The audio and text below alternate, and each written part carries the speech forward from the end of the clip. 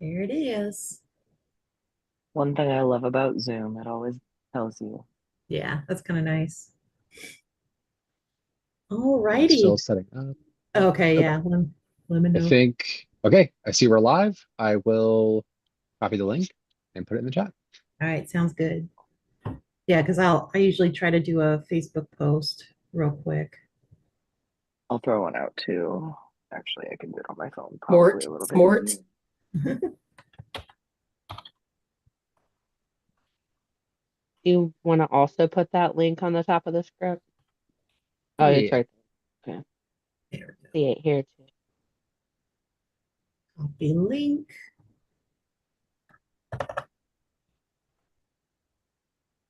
Cha. Boom, boom, boom. Thanks. All right. Let me get my script back up. Okay. Hello, everybody. I hope that we have some people tuning in today, but either way, we're going to have a lot of fun. My name is Ginger, and I am part of the Not Ready for Quarantine Players, and we are presenting the Twilight script read this evening. So the benefits are going to be going to, I can never say this tribe name correctly. Brilliant. Yes, to the tribe, since they got no Good job, points Ross. from the movies, which is kind of bullshit. So this is the website to donate to, mthg.org. So please, if you like what you're seeing and want to help out, just go right over there and give them a donation. We'd really appreciate it. But let me go ahead and introduce everybody that's performing tonight. First off, we have the wonderful, amazing Kelsey as Bella. And as a counterpart, we have Sean, aka Dad, as Edward. We have Stephen as Jacob. We are introducing Mark as Charlie, Charlie Swan. Yay. We've got Nick coming back as Carlisle. We've got Kenna as Jessica and some others. We've got Raya as Alice and Angela. And we're also introducing Jenny, and she'll be playing Rosalie. So I'm excited. This is going to be a fun night. Without further ado, I say we go right on into it. Oh, and Danny is our narrator. Duh. My bad. I would have figured it out eventually. Yeah. But yeah, without further ado, Danny, if you want to take it away, we'll get going. All right. It does say Twilight at the top, but I don't know how to put punctuation on that. We fade in on the outside of a rainforest at the Olympic National Park in Washington at dawn. Moss draped and shadow drenched, tortured tree trunks twist upward, reaching for rare sunlight. I'd never given much thought to how I would die. Suddenly, every creature in the forest is deadly silent. Neither bird, beast, nor insect make a noise. A predator is near. Then in the distance, we hear a tiny snick, a twig snapping. Abruptly, we're on the move. Vast. We see an unknown point of view moving. Trees start whipping past us at a dizzying speed. Branches are dodged with preternatural agility, and we're speeding up, chasing something. It's exhilarating, terrifying. Finally, up ahead, we get the first glimpse of our prey, a deer, running for its life as it darts through this maze of a forest. It sprints forward, but we gain on it. Beyond the deer, see the forest's edge ahead, white sunlight glowing against the trees. The buck races for the light. We're just behind it, about to emerge from the shadowy darkness. The deer leaps into the light in a high arc, hovering, suddenly slow motion, against the white glare of the sun. And then, bam! The deer abruptly plummets out of frame at an unnatural angle, leaving the white glare to fill the screen. We hold on that whiteness. But dying in the place of someone I love seems like a good way to go. Then into the whiteness steps the face of Isabella Swan, 17. Eyes closed against the sunlight, absorbing its rays. Long, dark hair frames alabaster skin. She's a vulnerable, introverted, imperfect beauty. So I can't bring myself to regret the decision that brought me here to die. The background comes into focus as we realize we're now in Scottsdale, Arizona. We see Bella standing at the end of a cul-de-sac on the desert's edge. The sun blazes behind her. She bends down and carefully scoops a tiny barrel cactus into a clay pot. The decision to leave home. She stares at the cactus in a state of reverie until Hi, Bella. we see Bella's point of view from the mansion across the street. 3 tanned, athletic blonde girls hop into a convertible Mercedes. Their flawless, bought and paid for beauty contrasts with Bella's pale naturalness. They wave. Good luck at your new school. They ad-lib superficial good wishes. Don't forget to write. We'll miss you. Bella waves back sweetly but half-heartedly as she steps off the curb Have a good and trips. When she writes herself, they're already gone. life.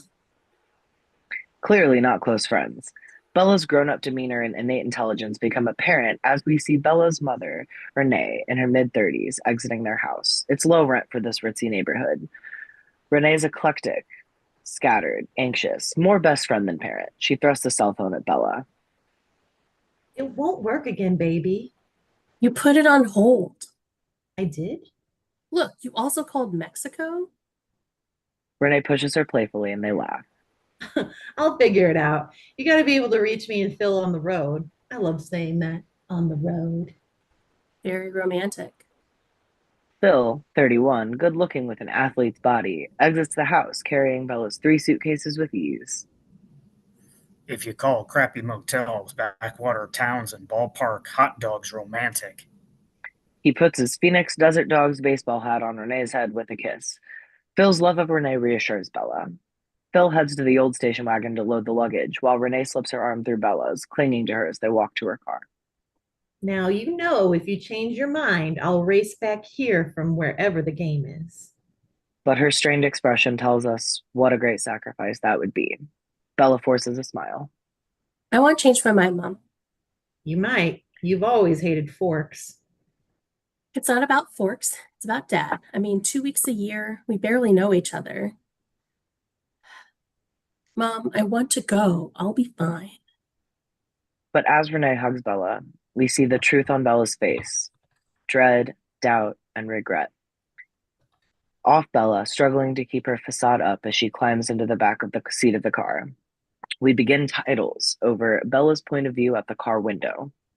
We start in Scottsdale. Bella, iPod earbuds in her ears, gets a last glimpse of the sparkling malls, chic shoppers, manicured cactus gardens.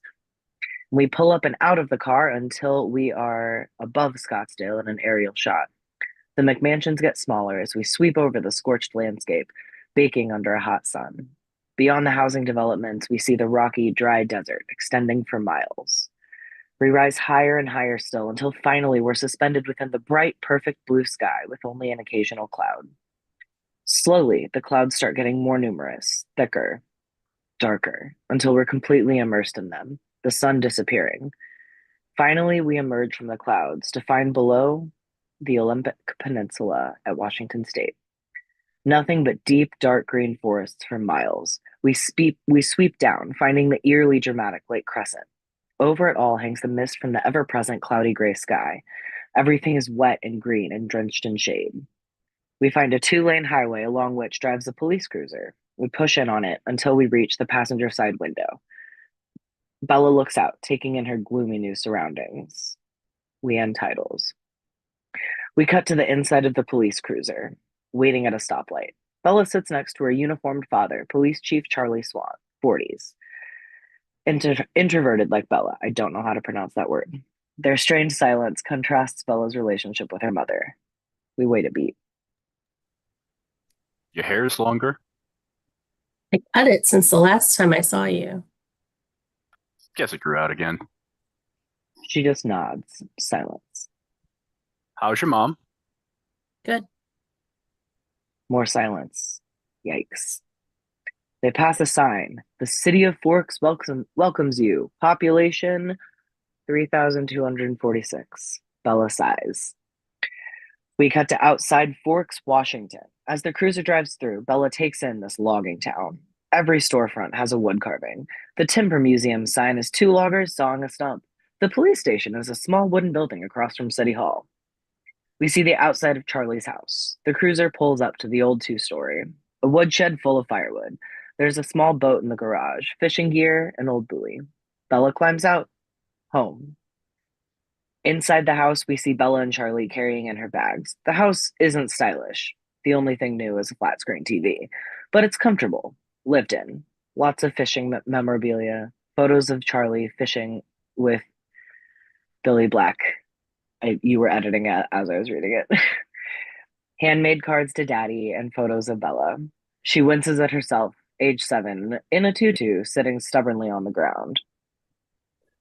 I put Grandpa's old desk in your room and I cleared out some shelves in the bathroom. That's right. One bathroom. Bella's eye lands on a photo of a much younger Charlie and Renee on vacation, beaming with love. I'll just put these up in your room. I'll do it. They both reach for the bags, bumping one another awkwardly. Bella backs off, letting Charlie carry the bags upstairs. We cut to the inside of Bella's room. An antique roll-top desk sits in a corner. The room is filled with childhood remnants that have seen better days. As she unpacks her CD case, loneliness finally overwhelms her. She sits heavily on the edge of the bed, tears threatening. And then we hear a honk outside. Bella runs across the hall and looks out the window to see a faded red truck, circa 1960, pulling up. Outside Charlie's house, Bella exits to find Charlie greeting the driver, Jacob Black, 16. Did you say Quileute? Quileute? Quileute, Indian. Quileute. We're going to take that one off. Amiable, with long black hair and hints of childish roundness in his face. The two of them help Jacob's father, Billy Black, from the photos into a wheelchair. Bella, you remember Billy Black? Glad you're finally here. Charlie hasn't shut up about it since you told him you were coming. Keep exaggerating, I'll wheel you down the hill. Right after I ram you in the ankles. Billy takes several rolls at Charlie, who dodges.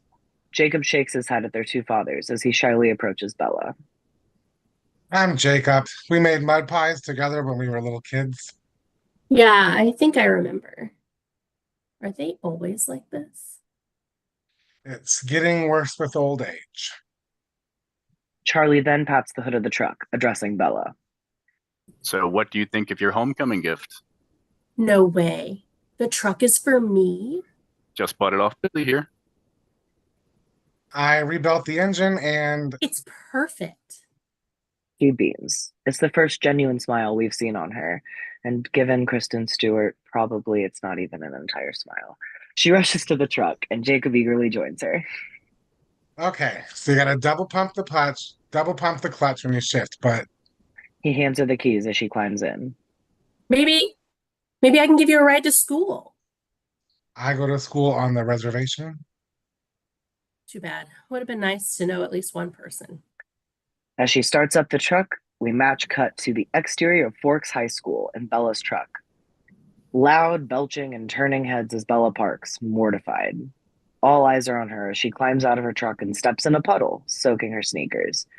She slinks towards school as we begin. We cut to inside the high school, a series of shots. We see Bella, never without her iPod, making her way through kids who stare openly. A few brave ones say hi. They're all talking about her. This is her how. We see Bella wandering the walkways looking for room numbers, completely lost. And we see constant stares at Bella, the outsider. The series of shots ends when a sweet, nerdy, cute motor-mouth boy, Eric, appears in our path. You're Isabella Swan, the new girl. Hi. I'm Eric. The eyes and ears of this place. Anything you need, tour guide, lunch date, shoulder to cry on. Bella just looks at him. Is he for real? I'm kind of the suffer in silence type. Good headline for your feature. I'm on the paper. And your news, baby, front page. No, I'm not news. I'm seriously, not at all. Whoa, chillax, no feature. Would you mind just pointing me towards Mr. Varner's class? He leads her away, enjoying the attentive stares as she cringes from them. You've missed a lot of the semester, but I can hook you up. Tutor, cliff notes, medical excuse. We cut to the gym. The boys' basketball team runs drills on half the basketball court. The girls' volleyball game occupies the other half. Bella, in gym clothes, avoids the volleyball like it's radioactive. An energetic athletic team captain, Jessica, motivates the players. Block it, Chloe. Yeah, good attack. Unfortunately, the volleyball heads toward Bella. She closes her eyes and flails at it, smacking it. It flies off court and beans a basketball player in the head. He's Mike Newton, good looking, affable, with blonde spiky hair. Oh, Oh, are you all right? I warned them not to make me play.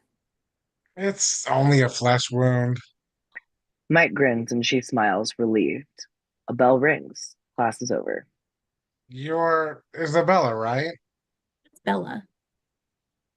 I'm Mike Newton. He looks at her just a second too long, clearly taken by her. And suddenly Jessica appears, stepping between them, subtle but possessive as she nudges Mike. She's got a great spike, doesn't she? So you're from Arizona, right? Aren't you supposed to be tan down there? That's why they kicked me out. Mike laughs. And because he does, Jessica does. Bella just feels uncomfortable with the attention. We cut to the inside of the cafeteria. We follow Bella, Mike, and Jessica as they carry their trays to a table. Eric appears and squishes into a seat next to Bella. Mike, you met my homegirl Bella. Your homegirl? It's first grade all over again, and you're the shiny new toy.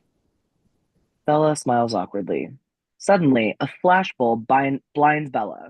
She looks up at the photographer, Angela, Jessica's sweet, low-key, insecure friend. Sorry, needed a candid for the feature. Feature's dead, Angela. Don't bring it up again. I got your back, baby. Guess we'll just run another editorial on teen drinking. Sorry.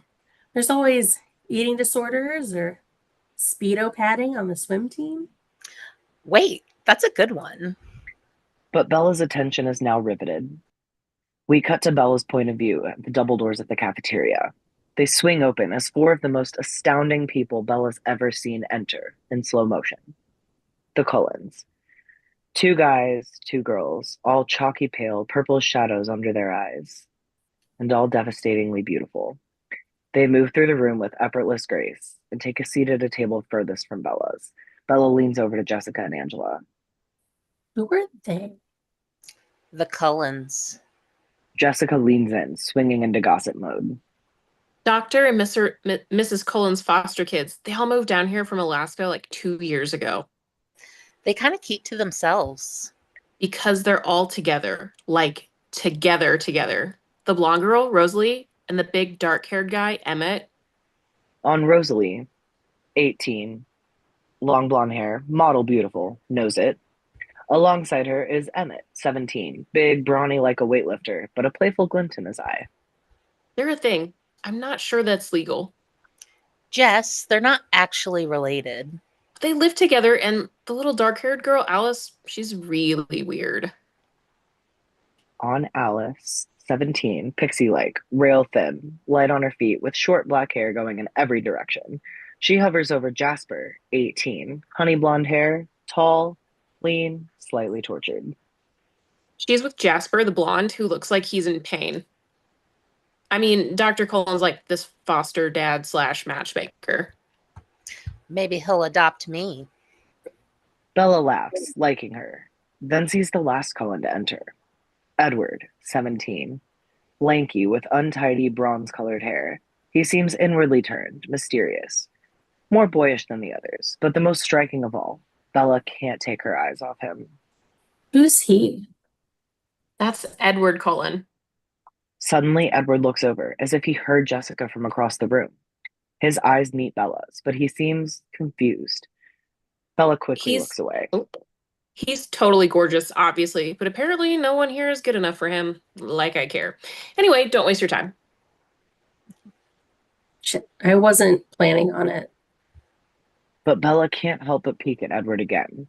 He's staring at her outright now, with a slightly frustrated expression that unnerves Bella. She hides behind her hair. We cut to the inside of a biology class. A room of black-topped lab tables. 2 to a table. Bella and Mike enter. Mike takes his seat and points her toward Mr. Molina, Birkenstocked, enthusiastic science teacher at the head of the class. As Bella moves to the teacher with her class slip, she notes Edward, his back to her, sitting at a front table. But as she passes Edward's table, we see in slow motion the breeze she creates when she passes, lifts a piece of paper next to Edward. We're still on his back as he inhales, then abruptly stiffens. He grabs onto the edge of the table, crumpling it slightly. No one notices. Mr. Molina takes Bella's class slip. Welcome, Miss Swan. Follow along as best you can till you get caught up. Mr. Molina gestures to the only empty seat next to Edward. But as Bella approaches, she's taken aback when, on Edward's face, as he slowly looks up at her, his eyes coal black with repulsion, fury. His looks could literally kill. Bella knocks someone's book bag off their chair, replaces it, mumbling an apology, then slinks reluctantly into her seat. Edward jerks away from her to the extreme edge of his chair. Today, we'll be observing the behavior of planaria, aka flatworms. As Mr. Molina distributes 2 petri dishes per table. We're going to cut them in half, then watch them regenerate into 2 separate worms. Bella glances at Edward, who averts his face, holding a hand over his nose as if he smells rotten surprise nut cake. Yikes. Bella, shrinking, subtly sniffs the air, smells nothing. Then she sniffs her hair. It's fine. She's perplexed. Mr. Molina hands Edward 2 petri dishes. Yes, folks, zombie worms. They just won't die. Edward takes a dish, then slides the second one across the table to Bella as if she had Ebola. She takes her dish and makes a dark curtain of her hair between them. She can see Edward's hands under the table, clenched into fists. Sorry, I have a dog named Fitz. Off Bella, utterly baffled and deeply insecure. We cut to the next day, the inside of the high school. As the bell rings, Edward bolts out the door. Other kids and Bella exit a moment later. Bella looks down the hall, and he's gone. Bella enters the administration office, but nearly turns and leaves when she sees Edward sweet-talking the enchanted female administrator, 40s. He doesn't see Bella enter. There must be something open 6th period. Physics? Biochem? No, every class is full. I'm afraid you'll have to stay in biology. I'm so sorry. Bella blanches. The administrator sees her and gestures for her to wait a minute. But Edward suddenly straightens as if sensing Bella. He slowly turns to glare at her with piercing, hate-filled eyes. She backs to the wall, hugging herself, and suddenly chilled with fear. I'll just endure it. He strides out the door. Off Bella, we see outside the high school. Edward climbs into a shiny new silver Volvo with the Cullens, while Bella, upset, hurries to her truck. The many eyes still watching her add insult to injury. Finally, she reaches her truck and closes the door. Her eyes well up with tears, but she fights it, getting mad. Jerk. As she tries to start the car, choking the engine, we begin to hear a man's ragged, frightened breath. We smash to a close-up on a security guard in the darkness.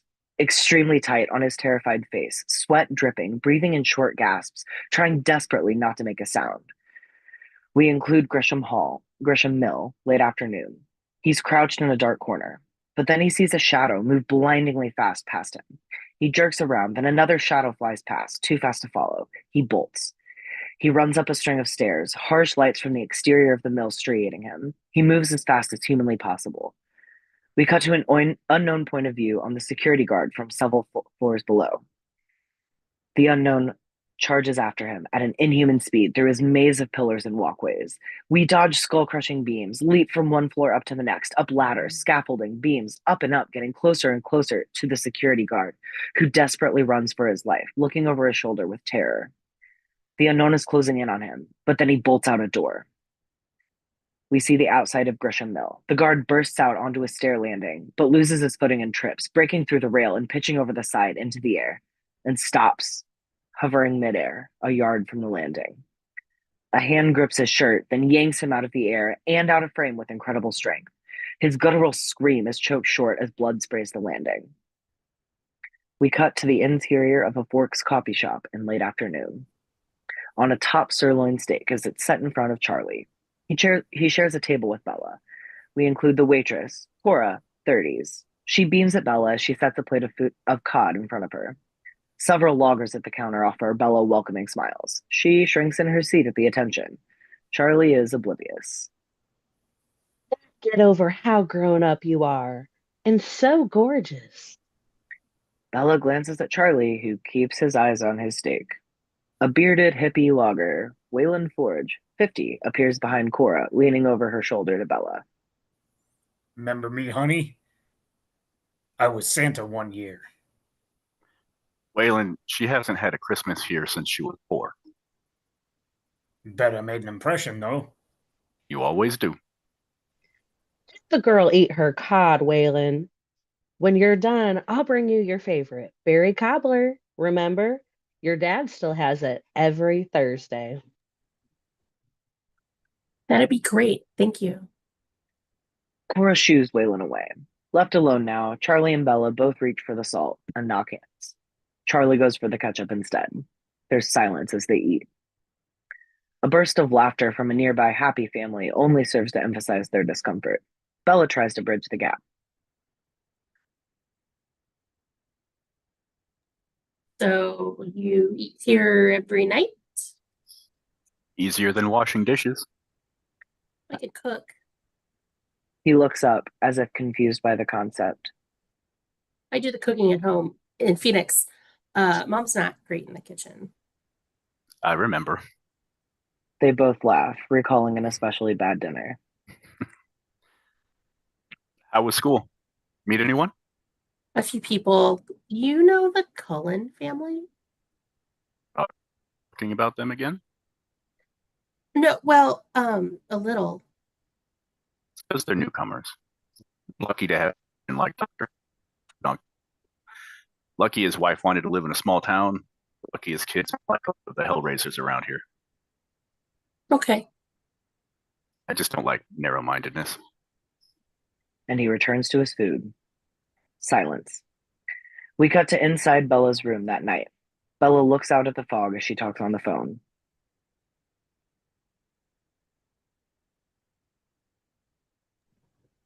Mutiny. If spring training goes well, we could be living in Florida permanently. The telephone operator off screen says, "Please insert 25 cents to continue." Mom, where's your cell? We intercut with the outside of a gas station / garage. Renee talks on a payphone, her dead cell phone in her hand. In the background, Phil and an attendant work on the Subaru engine. Okay, I didn't lose my power cord. It ran away, screaming. I literally repel technology now. Bella smiles, missing her mom. Renee feeds the phone quarters. Now tell me more about your school, baby. What are the kids like? Are there any cute guys? Are they being nice to you? They've all been really welcoming. We push in on Bella's face, getting mad all over again as we flash pop to Edward's face, his coal black eyes, the fury. We smash to the outside of the high school, before school that morning. On Bella, sitting atop a table, an open book in her lap. But her eyes are on the arriving kids in the parking lot as they pull in. She's waiting for Edward. Jessica, Angela, Mike, and Eric kick around a soccer ball nearby. They wave Bella to join them, but she smiles, declining, and returns to watching for Edward. Her face tells us she's ready for a confrontation. We cut to inside biology class. Bella strides in, but stops, surprised to find her lab table empty. Off Bella, frustrated. We begin a series of scenes over several days. In the cafeteria, Bella sits with Jessica and Angela, who watch a YouTube video on their phone. Bella gives it a cursory look, but it's focused on the colon table. Only 4 of them. Edward's seat is empty. We see the girls' bathroom on a different day. Bella washes her hands, then looks up at the mirror, startled to find Rosalie and Alice behind her. They study Bella, Rosalie with chillingly cold eyes, Alice with curiosity. Bella, uneasy, hurries out. On a different day outside the school, we see Bella exiting with Angela, Mike, Jessica, and Eric becoming a part of this circle. She now only glances at Rosalie's car, a red M3 BMW, as it drives past, noting again 4 Cullens, no Edward. Bella returns to her friends, finally forgetting about him. And the series of scenes ends as we go to the inside of Charlie's house. The living room is neater, rearranged more attractively.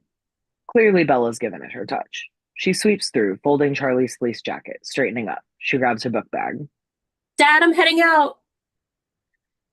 We see outside Charlie's house, and we cut to Bella's face as she opens the door and stops, dismay filling her. It is pouring down rain. The yard is full of puddles, some frozen.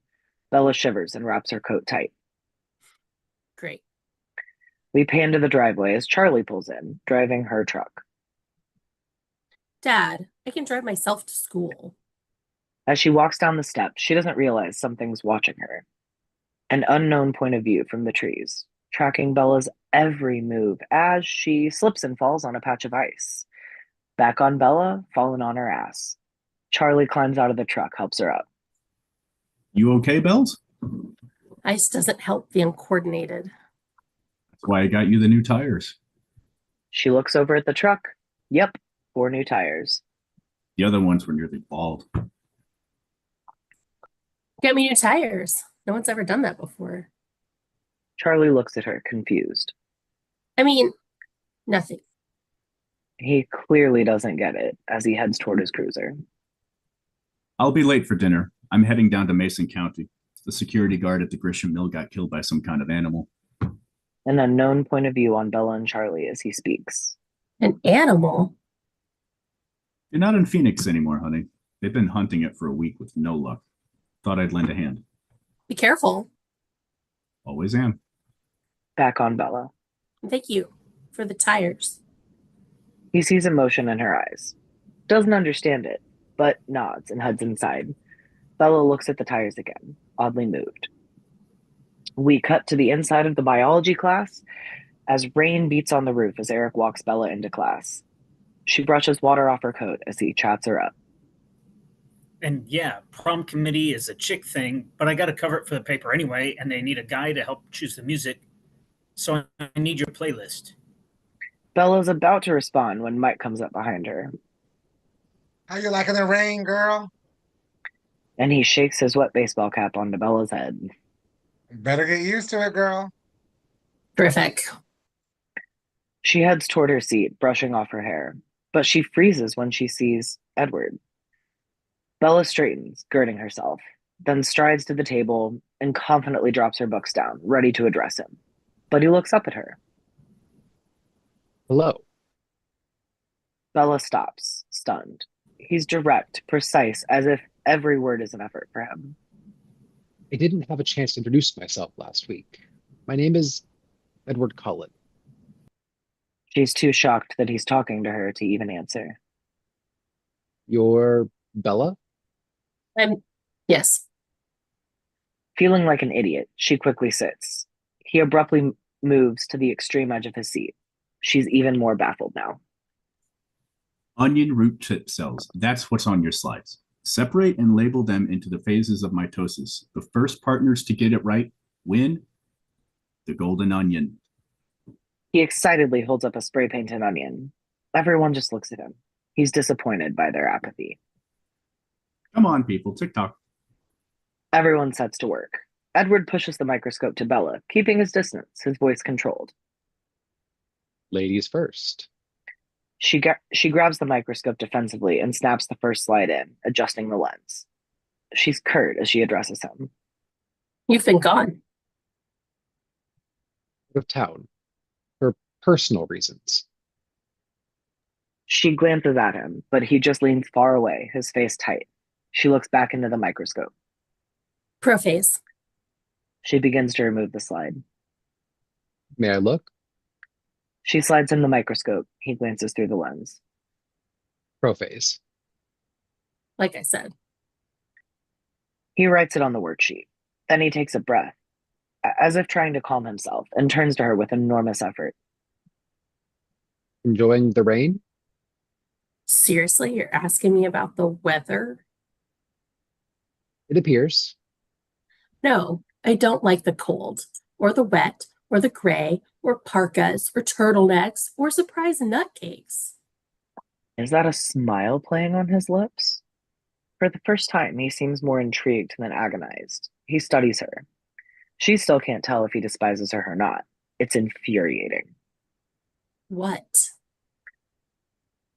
He shakes his head and turns to the microscope, switching out the slides. She looks at him and keeps looking. We see an extreme close-up of Bella's point of view on Edward's face.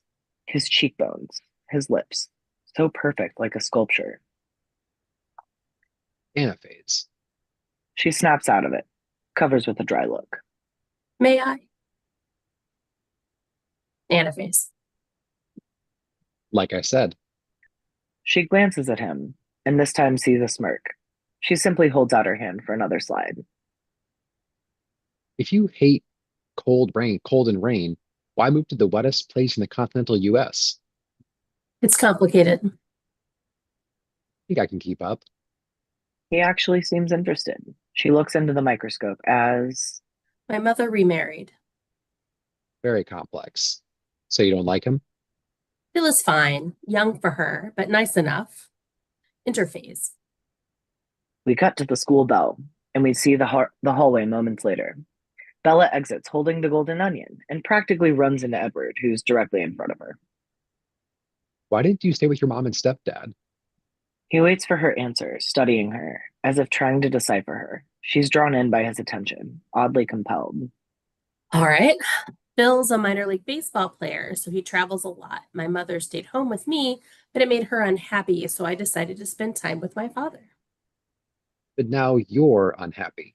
No, I just... Bella turns away, embarrassed and vulnerable. I'm trying to figure you out. You're very hard to read. He's clearly trying to read her now. Their eyes meet again, but now she looks more closely at him. Did you get contacts? No, Your eyes were black before, and now they're this golden brown, or... it's just the fluorescence. He abruptly turns and walks away. As he does, Bella notes his hands clenched into tight fists. Off Bella, utterly bewildered, both intrigued and frustrated. We cut to the outside of the high school parking lot. The rain has stopped, but the parking lot is full of water and patches of black ice. Shivering, Bella heads for her truck, carrying the onion, carefully navigating the icy puddles. As she reaches her truck, she looks across the lot. Edward stands by his silver Volvo with his siblings, about to climb in. A moment as their eyes meet. Then he looks toward the sound of a high-pitched screech that quickly grows louder. Bella turns to see a van skidding on the ice, careening out of control and heading directly for her. Time suddenly fractures, compressing to stillness, then exploding in bursts of speed as the faces of the students in shock, seeing what's coming. We see the van driver's face, Tyler, desperately trying to gain control, then shielding his face, and then Edward's face, looking at Bella with horror. The van is about to hit Bella's truck with her standing in between, when suddenly something knocks Bella down, pinning her to the ground. She looks up. Edward is on top of her. The world around them freezes. In this fraction of a second, their proximity is overwhelming, electrifying. He breathes in her scent, and she takes in his flawless face. Abruptly, we blast back to speed as several things happen so quickly we and Bella are unsure what's going on. The van smashes into the back of Bella's truck, then spins around, once again careening toward her and Edward. And then suddenly, Edward's hands are creating a deep dent in the side of the van's body as it shudders to a stop a foot away from Bella. Edward literally pushed the van away. And then silence. A long beat, void of any sound, as Bella looks at Edward, trying to absorb what just happened. Edward's fear for her is still alive on his face. She starts to speak, but the screaming begins, yelling, calls for help. People leap to Tyler's aid, run to Bella and Edward. Bella sees the onion on the ground, smashed, as she would have been. As everyone sweeps in, Edward moves into the background, and Mike and Eric run to Bella. Are you okay? Are you hurt? What happened? Did anyone see what happened? Amid the chaos, Bella sees Edward's siblings looking at Edward, but they show no hint of concern for his safety. Instead, they look at him with disapproval and fury. We cut to the treatment area of a hospital. The double doors burst open as Charlie runs in, face white with terror. He spots Bella sitting on a gurney, the ER doctor looking into her eyes with a pen light. On the next gurney over, Tyler, the van's driver, lies with a mild head wound. Charlie rushes up. Bells, are you all right? I'm fine, Dad. Calm down.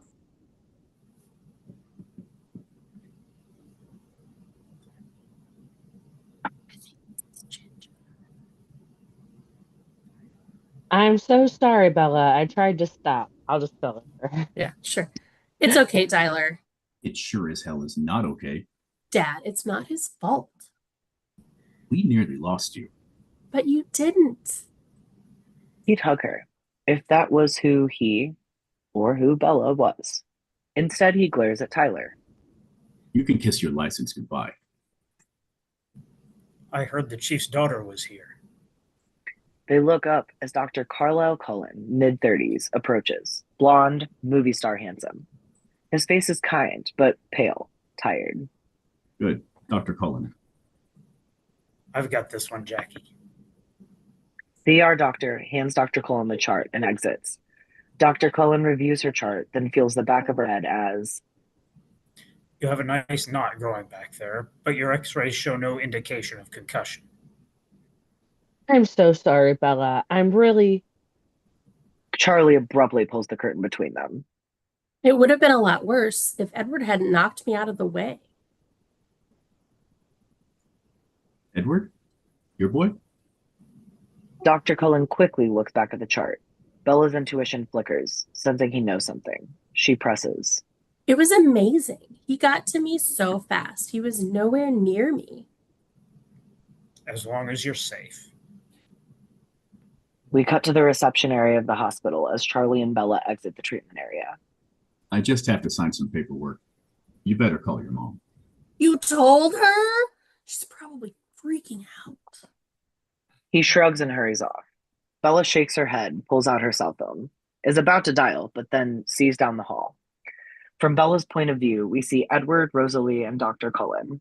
Rosalie is clearly furious at Edward, who stands his ground. Dr. Cullen plays intermediary. This isn't just about you. It's about all. Dr. Cullen sees Bella and stops Rosalie. Let's take this in my office. Rosalie stares at Edward as she goes off with Dr. Cullen. Edward adopts a nonchalant air as Bella approaches, determined. Can I talk to you for a moment? How did you get over to me so quickly? I was standing right next to you. You were next to your car across the lot. He steps closer to her. His expression turns icy hard. No, I wasn't. She won't be bullied. She steps closer to him. Yes, you were. You're confused. You hit your head. I know what I saw. What exactly was that? You stopped that van. You pushed it away. No one will believe that. I wasn't planning on telling anyone. This registers with Edward. They're inches from each other, the tension thick. I just want to know the truth. You just thank me and get over it. Thank you. A long beat as they look at each other, angry, defensive, and, without a doubt, attracted. You're not going to let it go, are you?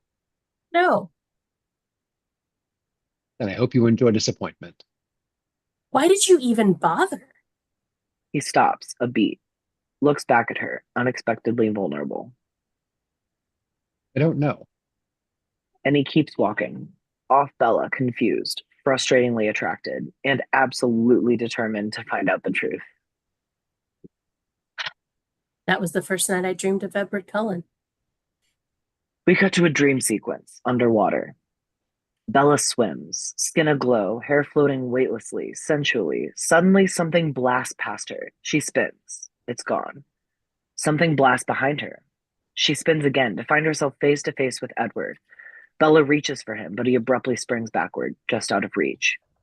We smash to inside Bella's room, looking at Bella.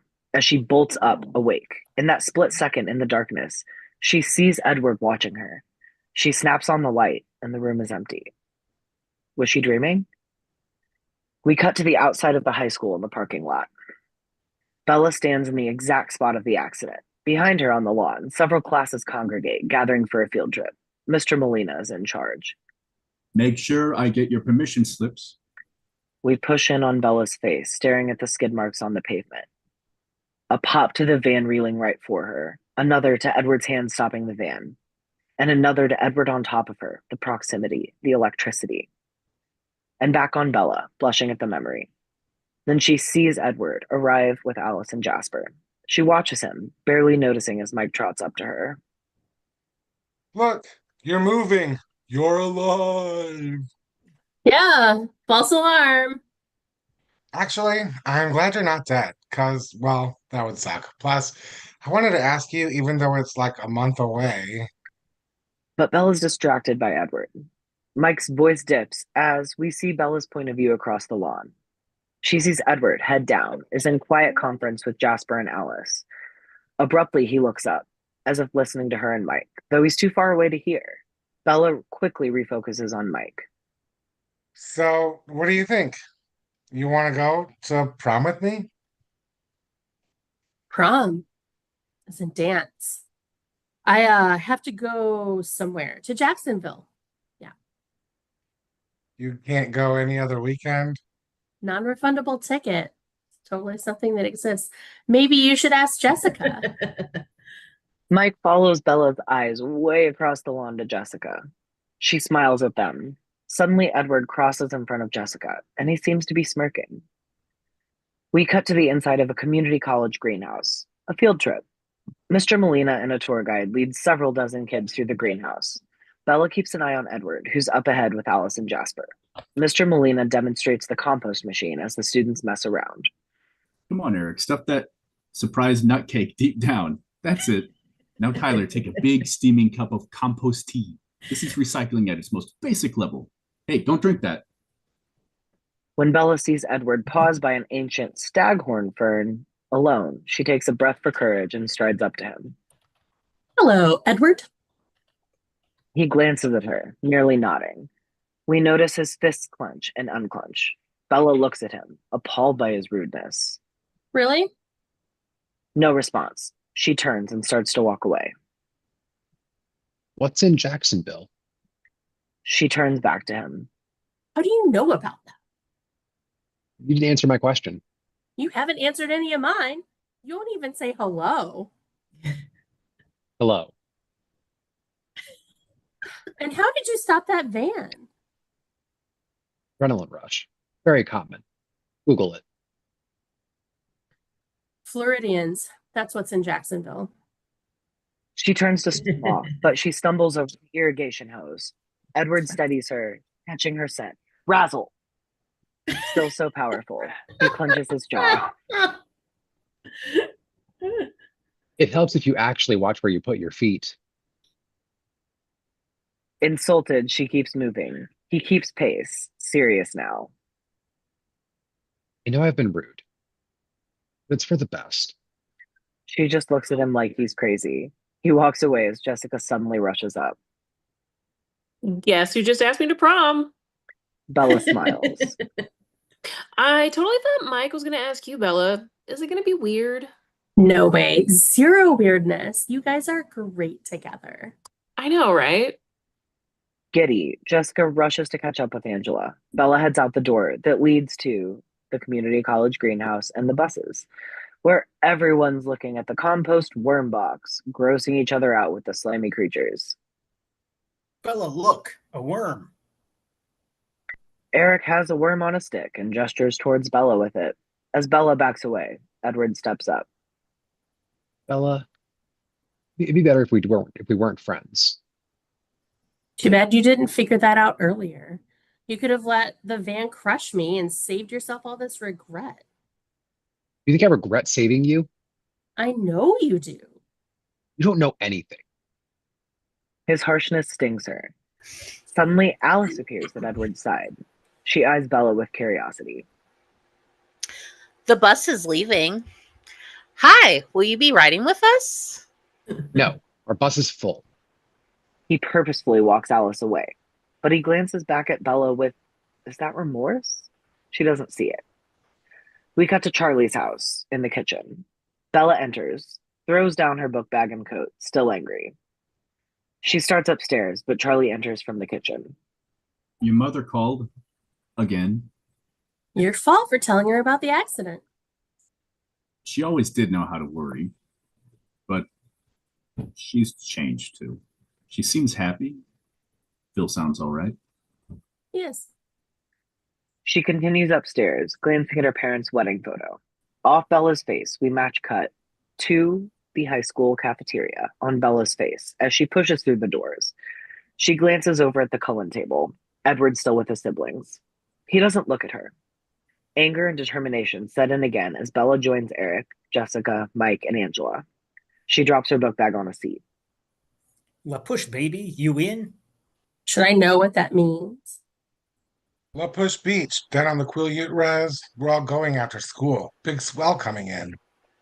And I don't just surf the internet. Ooh. Eric, you sit up once on a foam board. There's whale watching too. Come with. La push, baby. I'll go if you just stop saying that. We cut to the salad bar station minutes later. Bella artfully designs an architectural salad. As she reaches for an apple, Edward is suddenly next to her. Edible art. Startled, she fumbles and drops the apple. Edward catches it with his foot, hacky sack style, then bounces it back into his hand, the red of the apple stark against his pale skin. He presents it to her with a small smile. Thanks, but your mood swings are giving me whiplash. I said it'd be better if we weren't friends. Not that I don't want to be. What does that even mean? It means if you were smart, you'd avoid me. Edward inadvertently glances at his 4 inhumanly beautiful siblings, who wait for him expectantly at their table. She notes her own very human friends monitoring this conversation from their table. Mike glowers jealously. So let's say, for argument's sake, that I'm not smart. Would you talk to me? Tell me the truth? Probably not. I'd rather hear your theories. Okay, how about radioactive spiders? Kryptonite? You're talking about superheroes. What if I'm not a hero? What if I'm a bad guy? No, I don't believe that. You're not bad. You can be a jerk, but it's like this mask to keep people away. He's taken aback by her honesty, her insight, and drawn in by her. Look, why don't we just hang out? Like, come to the beach with us. It'll be fun. Sand fleas, wind burn, salt water stinging your eyes. Which beach? La Push? His smile lessens, almost imperceptibly. Something wrong with that beach? Edward glances over at Mike. The two exchange cold looks. It's just a little crowded. Off Bella as Edward walks away. We cut to the outside of the La Push beach. It's freezing, but Mike, Tyler, Jessica, and others suit up for a surf. Eric hangs with them. Bella wanders by the driftwood with Angela, who takes photographs. I keep thinking Eric's going to ask me to prom. Then he just doesn't. Could ask him. Take control. You're a strong, independent woman. I am. Fuck yeah. Bella! He Stop looks it. up from off screen to see 3 Quileute boys approaching the group. Jacob Black and Sam and Embry. Bella smiles at Jacob. Guys, this is Jacob. Are you stalking me? You're on my res, remember? You surfing? Definitely not. Keep her company. Her date bailed. What date? Oh, she invited Edward. To be polite.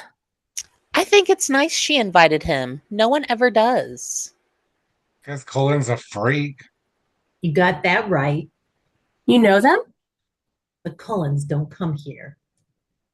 Jacob shoots Sam a look, shakes his head. Bella registers it. A bead, and then she casually pulls Jacob aside. You want to go look at the tide pools? She offers an awkwardly flirtatious smile. He grins, infatuated. As they head toward the water, we see the outside of the La Push beach.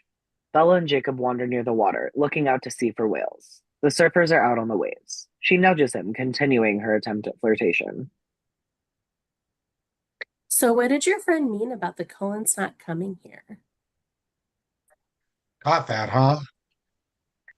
He moves I'm closer to not her, supposed to say. Oh, sorry. I'm not supposed to say lowering his. anything. Bella gives him her best alluring smile. I can keep a secret. Just an old scary story. Did you know the Quileutes are supposedly descended from wolves? Like fur, bangs, doggy breath. Jacob chuckles. Bella smiles and prompts him to continue. So the legend about the Cullens is Well, they're supposedly descended from this like enemy clan, but they claim to be different, so we made a treaty with them. didn't they just move here? Or just moved back. So what was this treaty? If they promised to stay off Quileute lands, we wouldn't expose what they really were to the palefaces. Jacob pauses dramatically, and Bella shivers.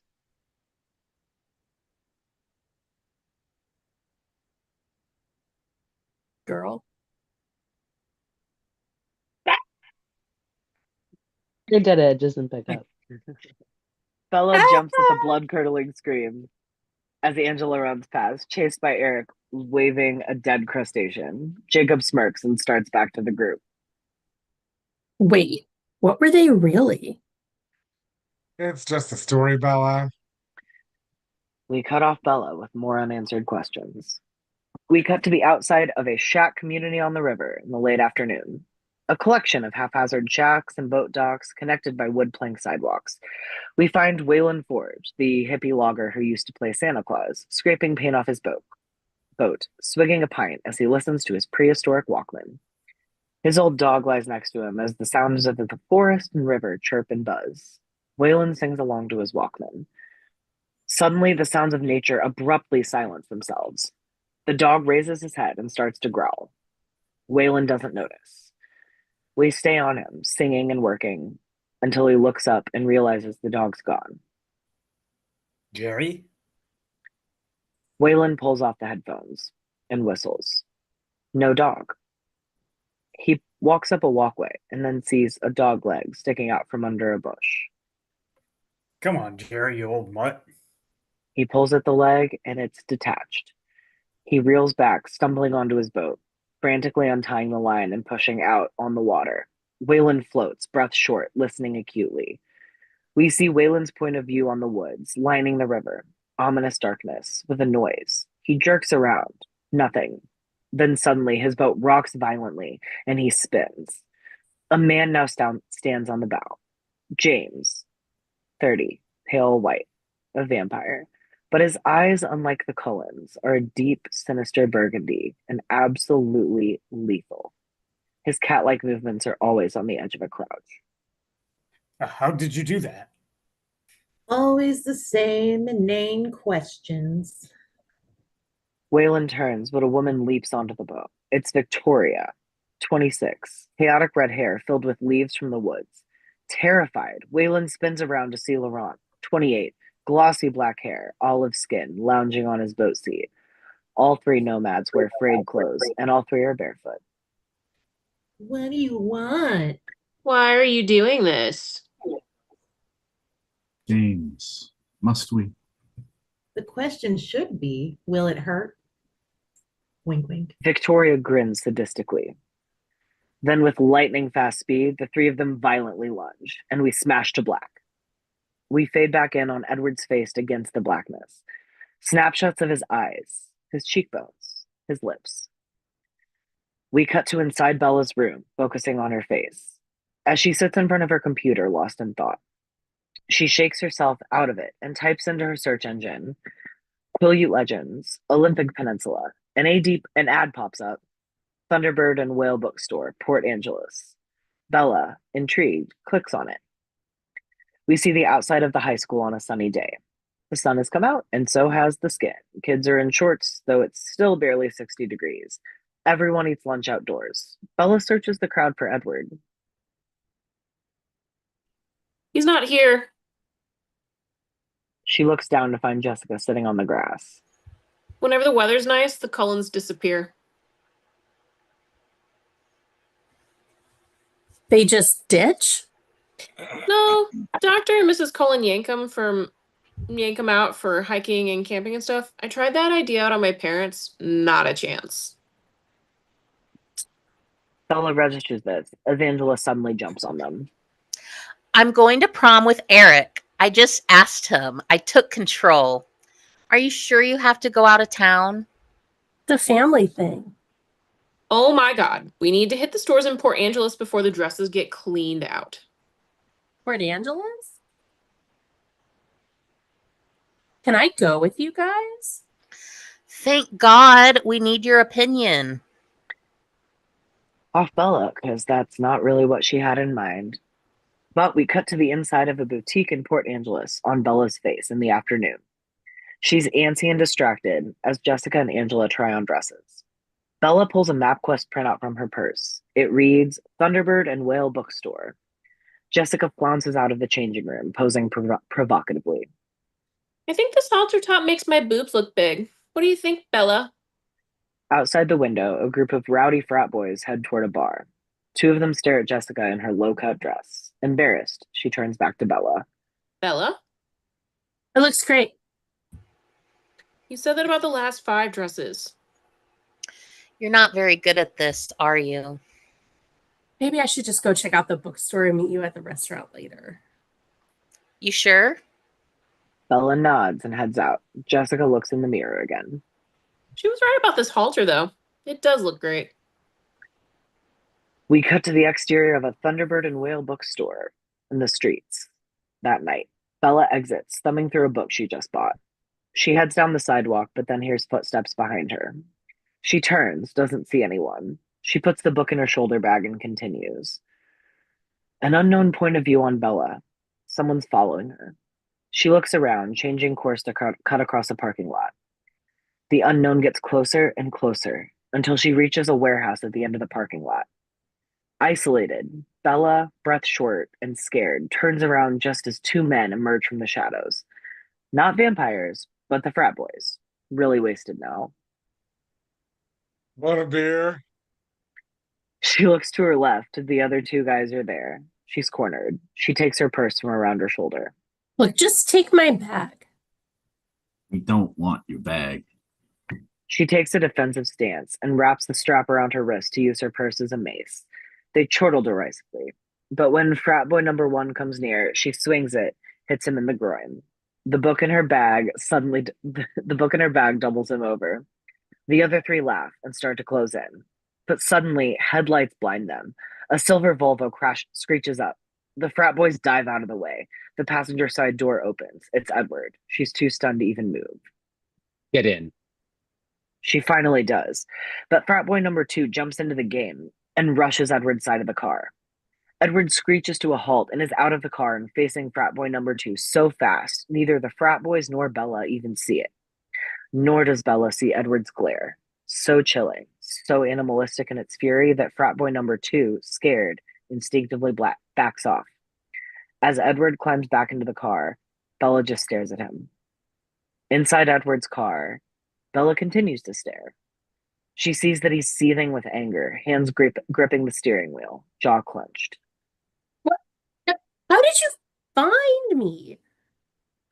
I should go back there and rip off their heads. No, bad idea. You don't know the vile, repulsive things they were thinking. I mean, I exist, but you do? Not hard to guess. We cut to the outside of the Waterfall restaurant, the front entrance. Jessica and Angela exit the restaurant as Bella approaches. Where were you? We left you a message. Yeah, we waited, but we were starving. Then they see Edward behind her, climbing out of his car. They freeze. He's composed now, making the effort to be charming, and they are charmed. Sorry, I kept Bella from dinner. We ran into each other and got talking. We understand. We were just leaving, so... The 2 girls start to go. Bella's forced to go with them. Okay, well, thank you. She starts to follow the girls. Edward's torn, then abruptly... Maybe I should make sure Bella gets something to eat. If you'd like, and I could drive you back myself. Uh, That's so thoughtful. Really thoughtful. I could eat. As he guides her off, the two girls share a look and a noiseless scream of excitement. We cut to the dining patio of the restaurant. Bella and Edward sit on the deck. A dramatic waterfall shimmers behind them. A waitress places a steaming plate of mesquite roasted salmon in front of Bella and nothing in front of Edward. She exits. You're not eating?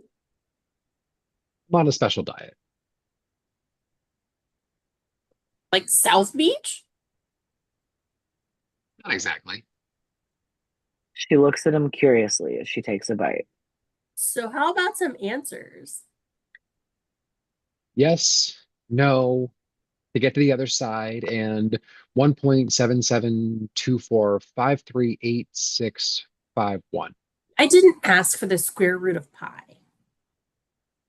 You do that? How did you know where I was? I didn't. She shakes her head, frustrated, and turns to go inside. Don't go. He seems torn by some internal dilemma, and then finally, Were you following me? I feel very protective of you. So that's a yes? Yes, I followed you. I tried to keep my distance until you needed help. You said before that you heard what those guys were thinking. Can you read minds? I'm thinking of getting a 900 number. All right, so you read minds. What am I thinking? Wait. Okay, now, go. I have no idea. I can read every mind in there, except yours. Work, sex, money, sex, surprise nutcake, boyfriend. Nothing. It's quite frustrating. Why? What's wrong with me? I tell you I read minds, and you think there's something wrong with you? he smiles, charmed by her. But his smile fades, and that torn look returns. He holds onto the rail, looking out. What is it? I don't have the strength to stay away from you anymore. She's surprised and thrilled. Edward, you don't have to. He's drawn in by her encouraging gaze, but he closes his eyes and turns back to the water. This is wrong. Edward, You're cold. We should go. He walks away before she can ask any more questions. We cut to the road. Edward's Volvo speeds along the two-lane highway. Inside the car, Bella glances at Edward. Might ask him more questions, but he seems to be wrestling with his own thoughts. Finally, I think I'm warm enough now. she reaches for the heater dial. He does as well, and their hands touch and hold a moment too long, an electric current connecting them. Your hand, it's freezing cold. He pulls his hand away, but she keeps looking at it. Then her attention shifts outside to flashing police lights. As they drive past the Forks police station, a sheriff's car pulls away. Charlie's cruiser is parked out front. Dad's here late. Something must have happened. We cut to the Forks police station. The Volvo pulls up. Bella and Edward climb out. Edward then sees a second car next to the cruiser. That's my father's car. What's he? From Edward and Bella's point of view, inside the darkened police station, in a pool of light, a distressed Charlie and Dr. Cullen study photographs and evidence. As they wrap up their discussion, Dr. Cullen puts a sympathetic hand on Charlie's shoulder, then exits the police station looking grim. Carlisle, what happened? Wayland Forge was found in the woods out near his place. I just examined the body. Edward darkens. Bella's horrified. He died? How? Animal attack. The same kind that killed that security guard in Mason? Edward and Dr. Cullen trade a look, Subtle, but Bella catches it. Most likely. So it's getting closer to town? Wayland lived all the way down on Queens River. Instead of a house. But that's Bella, you should go inside. Waylon was your father's friend. She goes to the door, but looks back to see them conferring quietly and gravely. Clearly, there's more to this. Inside the police station, Bella enters to find a distressed Charlie studying evidence, photos, maps, trying to make sense of Wayland's death. Deputies come and go in the background. Bella approaches Charlie, and he looks up.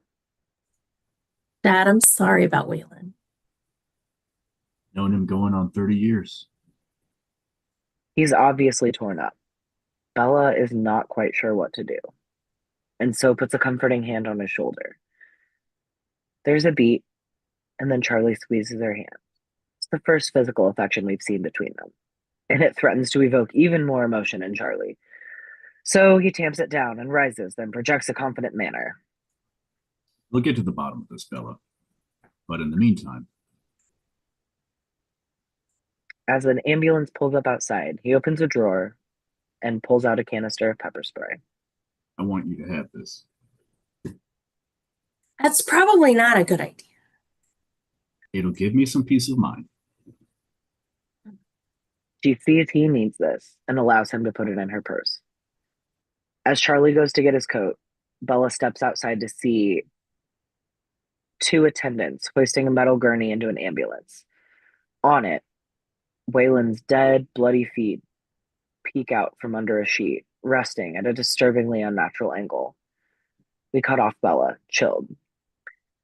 And we quick cut to Edward's black eyes, cut to Edward's cold white hand. Then we cut to the 5 colons in slow motion, so beautiful and pale. We cut to Wayland's twisted white feet. And then we land in Bella's room, on Bella, as she turns on the light. She hears a snap outside the window, and she rises and digs into her purse for the pepper spray Charlie gave her, and goes to the window. She looks out. All she sees is the wind blowing hard, but she's rattled. She closes the curtains, then reaches for the book she bought earlier. She thumbs through, laying the pepper spray within reach. We see the book, Quileute Folk Stories and Art. As she leafs through, we see photos of ancient carved masks, comical, menacing, and haunting, and then she stops on a photo of a white mask with black eyes and a row of sharp teeth. The inscription reads, "The Cold One." Bella quickly goes to her computer and Googles "Cold One." Several beer ads appear. Frustrated, she closes the pop-ups, revealing a link to "The Cold One" and a word that I cannot pronounce and will not try to, and I'm sorry. Skip it. An intercut between Bella and the computer screen. Several pictures begin loading. The seductive Cold One with his ice blue skin, devouring his victims in tapestries, engravings, paintings. Creatures beautiful and horrific. Craven skeletal demons attacking villages. Perfectly sculpted predators, luring innocent maidens. It's all murder, blood, and sexuality. And then several words leap out in quick succession. Speed, strength, cold-skinned, immortal. And then finally, blood drinker. And we land on a picture of a handsome man biting a woman's neck. We flash pop to the same picture as it momentarily comes alive, but now it's Edward biting Bella's neck with blood dripping. We cut back to Bella. She reels back from the computer in utter disbelief. It's not possible. We see Bella's face struggling to make sense of it all. We match the cut with the outside of the school lawn on Bella's face at dawn. She stands in the center of the deserted green lawn. Her expression tells us she's still reeling with disbelief. We stay on her face as time lapses behind her. The bell rings and students exit class, rushing past Bella as she stands still waiting. From Bella's point of view, we see Edward and his siblings cross the lawn heading to class. Edward sees Bella and the intensity on her face. He stops. She walks to him, eyes meeting his. Her look says, "We have to talk." And she continues directly past him into the dark forest that borders the school. He watches her disappear in the trees, then takes a step to follow. Jasper moves in front of him, and Rosalie grabs his arm. Edward, don't go. But He's Alice already gently there. It would have been better if I would have just not spoken because it was a good line. I'm sorry. No. We cut to the forest on the outside. Bella stands amid the trees waiting, and then the sounds of the forest abruptly drop out. A predator is near. Edward appears behind her, and she doesn't turn around. A beat. Muted. You're impossibly fast and strong. Your skin is, I'm broken. Your skin is pale white, ice cold. Your eyes change color, and sometimes you speak like you're from a different time.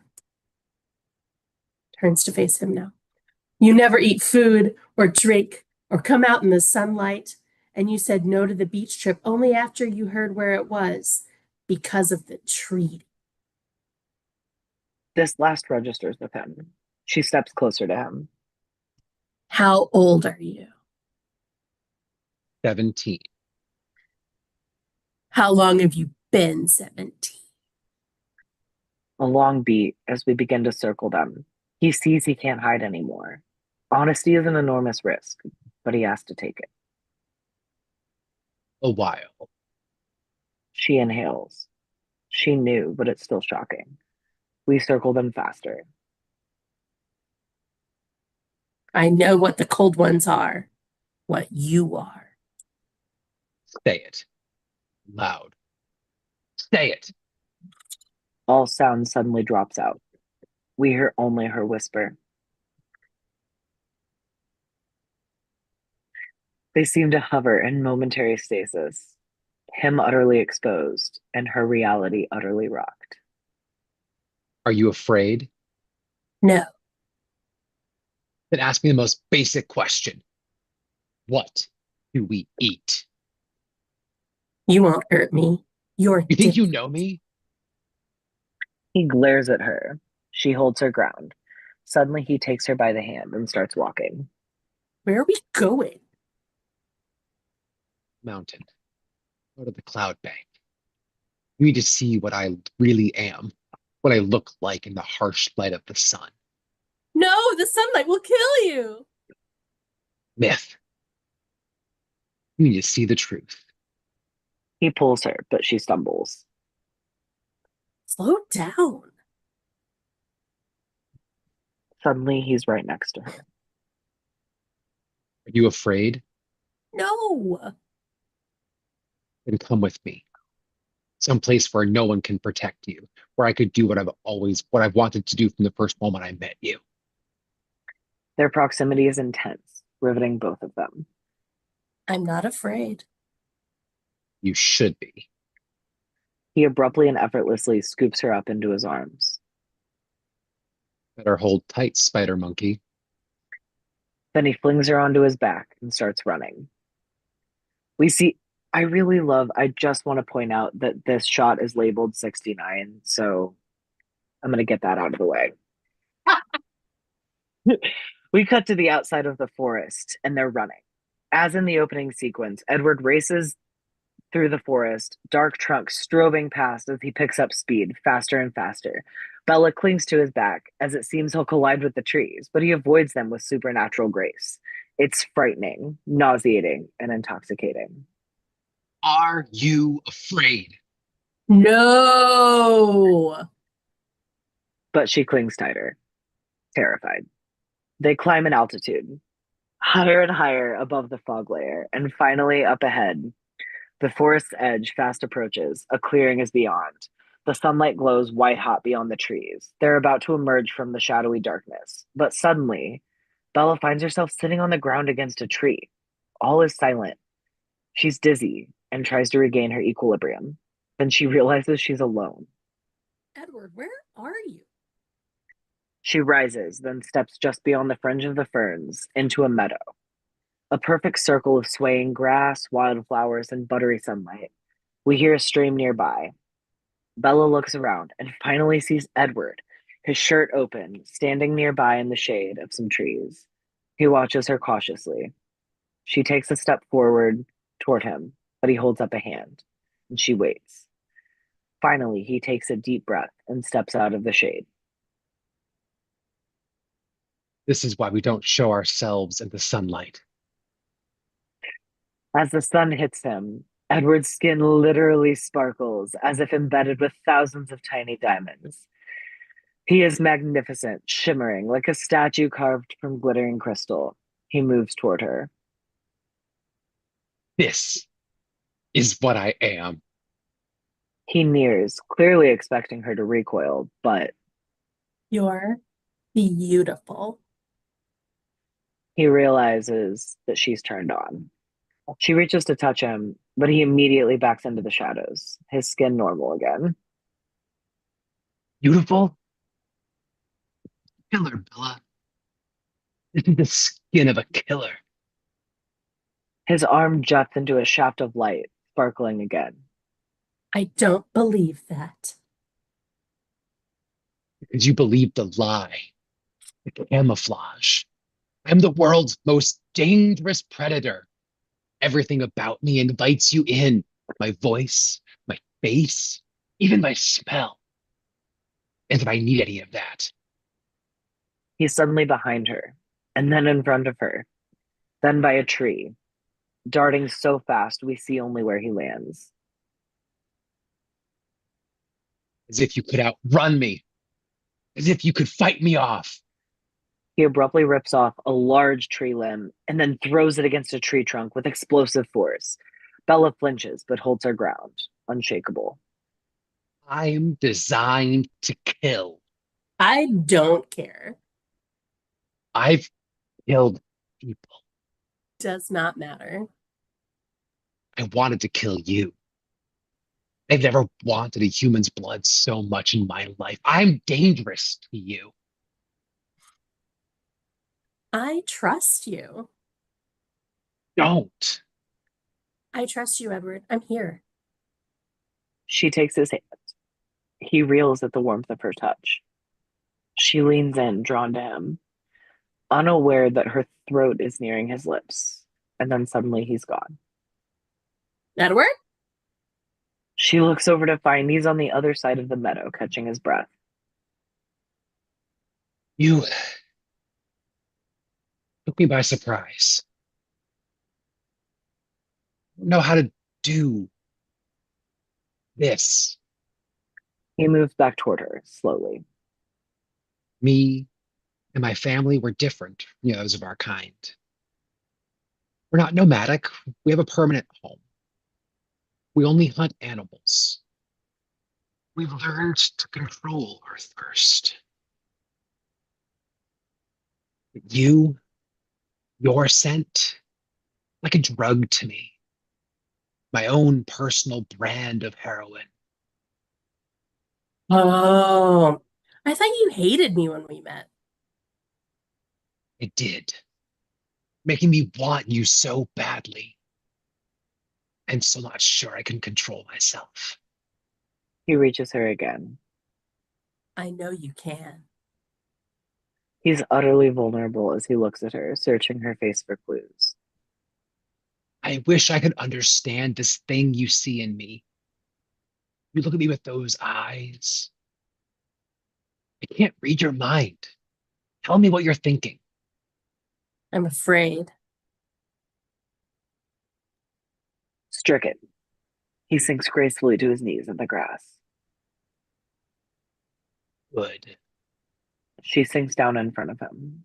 Not of that. I'm afraid you'll disappear, that I'll lose you, that you'll leave me in a forest for hours on end. I still might, but I can't tell the future. You don't know how long I've looked for you. The future is the sister. They share a smile. Then he reaches toward her neck, pausing. Be very still. She does so, exercising great control. He places his hand on her throat, so exposed and so vulnerable. The rush between them is overwhelming, but Bella doesn't move. He brushes his hand up her cheek, then lowers it to her heart. Clouds float past the sun. They're both overwhelmed, taking each other in. And so the lion fell for the lamb. Stupid lamb. Thick. masochistic lion. We crane up on the two of them, laying together, as close as they dare, his hand to her heart. And intermission. Ridiculous. Oh my God. MVP goes to the sparkles on Sean's face. The second that you muted your screen, I was like, what the hell is about to happen? I knew what Glitters. was happening and it was Body so funny. glitter. Yes. Good Now you're luck gonna have Is it a finding that spray for the or a next gel? 7 years. Oh, it's a powder. Ooh, It's a little gel. okay. You're gonna glitter for the rest of your life. I look already If that's what it fabulous. takes. Let's make Right. it more. Right. Hashtag worth it. It's Twilight. Do it for the bit. Right. Amazing. All right. Well, let's do you want to do like maybe a 5-minute or 10-minute break? What are we feeling? Let's do a 7-minute break. 7-minute break. Really Then nice. is a good mid range. So Yeah. 43, 8:43. Okay. Thank you, Seven. Thank you, Seven. Goof. Burb.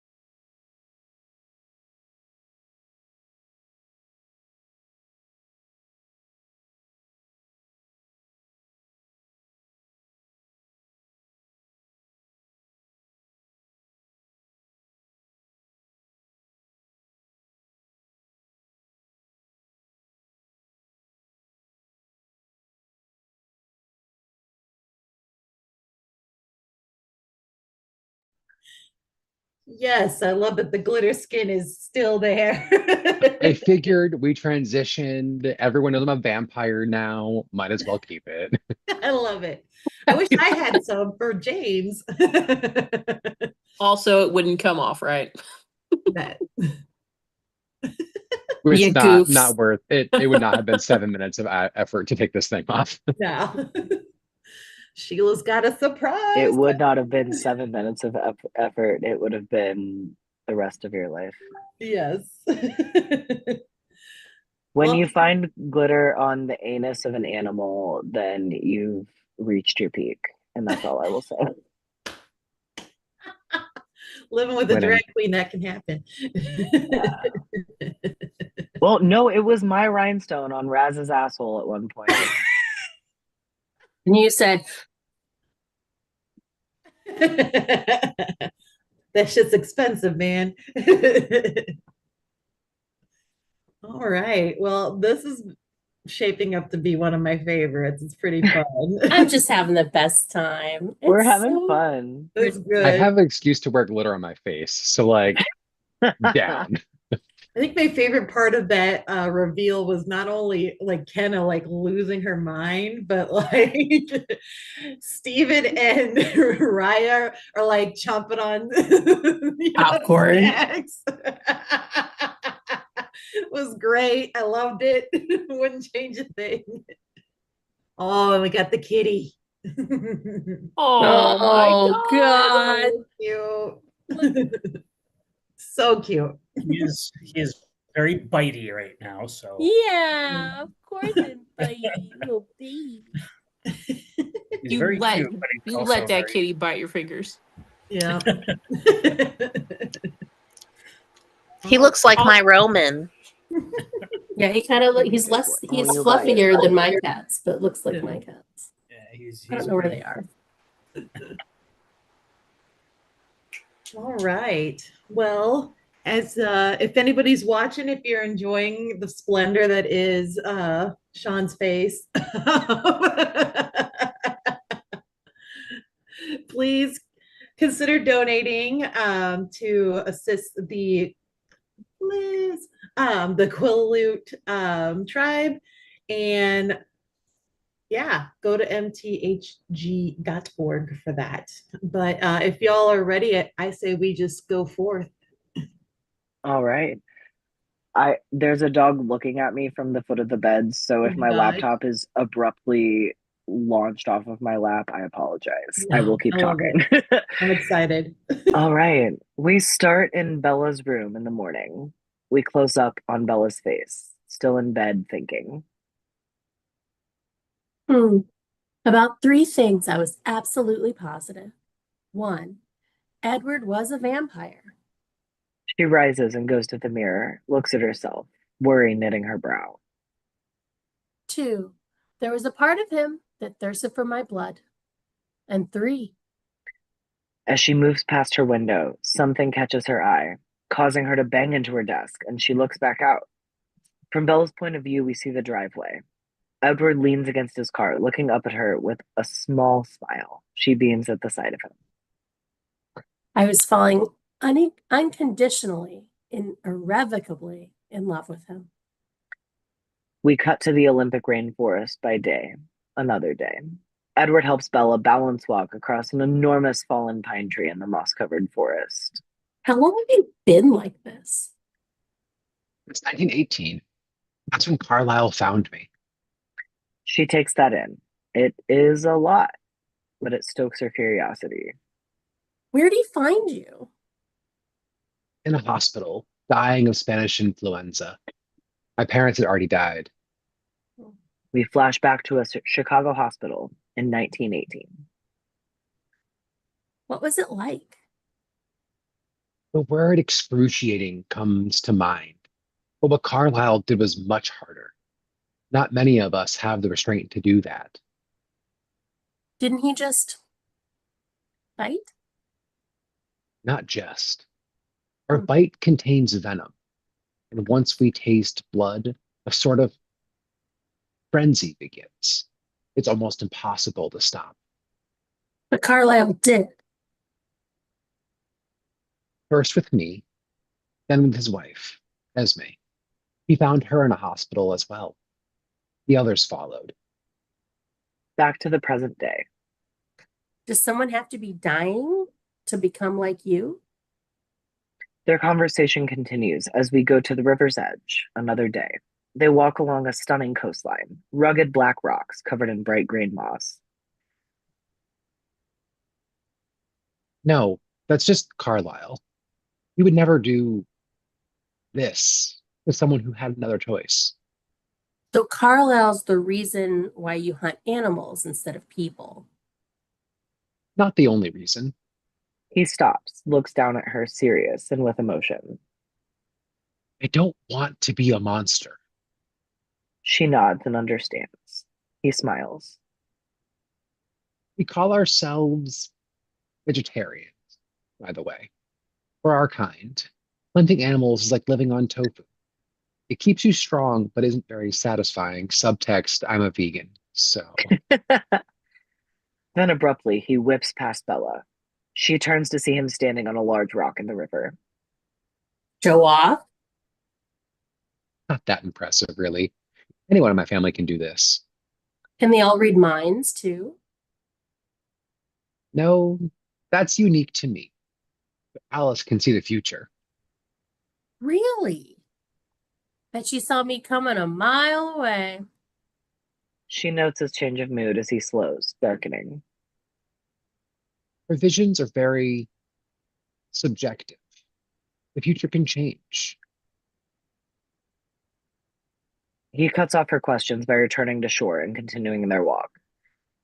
We cut to outside Charlie's house. Water sprays from a hose as Bella and Edward wash her truck. A boombox plays. He perches on top of the roof. Come to my house tomorrow. Bella looks up, aiming the hose badly. Water ricochets off the cab and sprays in her face. He jumps down from the roof. Your house with your family? He wipes down the dented front fender, then reaches under it and, with his bare hands, easily pops a large dent out of the truck's body. She's too flustered to register it. But what if they don't like me? You're worried, not because you'll be in a house full of vampires, but because you think they won't approve of you. I'm glad I amuse you. But then his laughter dies as he hears something. What is it? Complication. As a black car comes into view and pulls up. I'll pick you up tomorrow. He heads to the car, eyeing the passengers in the black car. From Edward's point of view, we see Jacob with his father Billy, whose expression is intense, anxious. There's slow motion as Edward locks eyes with Billy. Jacob looks questioningly at his father. Bella watches Edward drive away, perturbed by the exchange. She forces a smile and goes to greet the visitors. Jacob sets up Billy's wheelchair, and Billy climbs into it. I'm to visit your truck. Looks good. You got that dent out.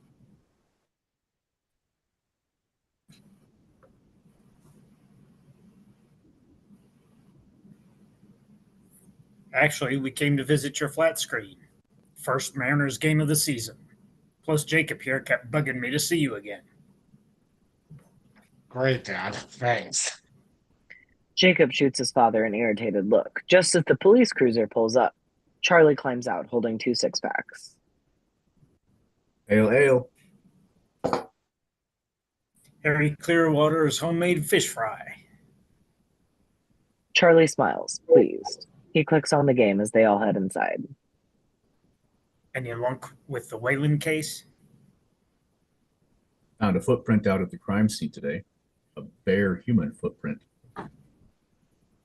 Billy seems disturbed, but not surprised. Bella is horrified. A person did that? Crazy person walking around barefoot at this time of year. Spread the word out of the res, will you? Keep the kids out of the woods. Will do. Don't want no one else getting hurt. Bella looks away from Billy, unnerved. We cut to a dream sequence, again underwater. Bella floats near Edward, only their hands touching, but their bodies are nearing, so close, so sensual. And suddenly Edward is yanked downward. Something has him, pulling him down. We smash to the inside of Bella's room on Bella as her eyes pop open, and relief swoops over her as she realizes it was just a dream, but it haunts her. Outside the Olympic Peninsula, an aerial shot of the forest as we sweep over its lush green expanse to find Edward's Volvo speeding along very fast. The Volvo finally turns off the paved highway and onto a long serpentine dirt road.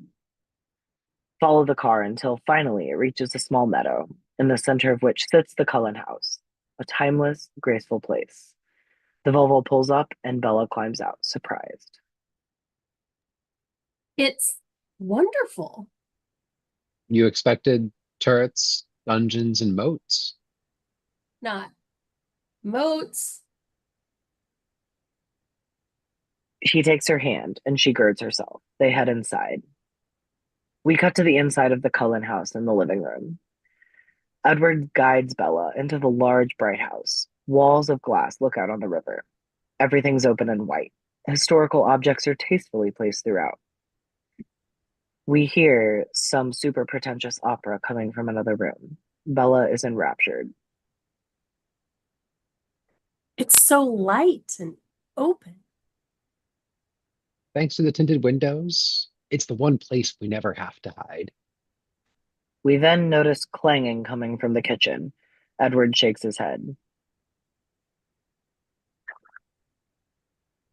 I told them not to do this. We see the Cullen kitchen. The opera blasts.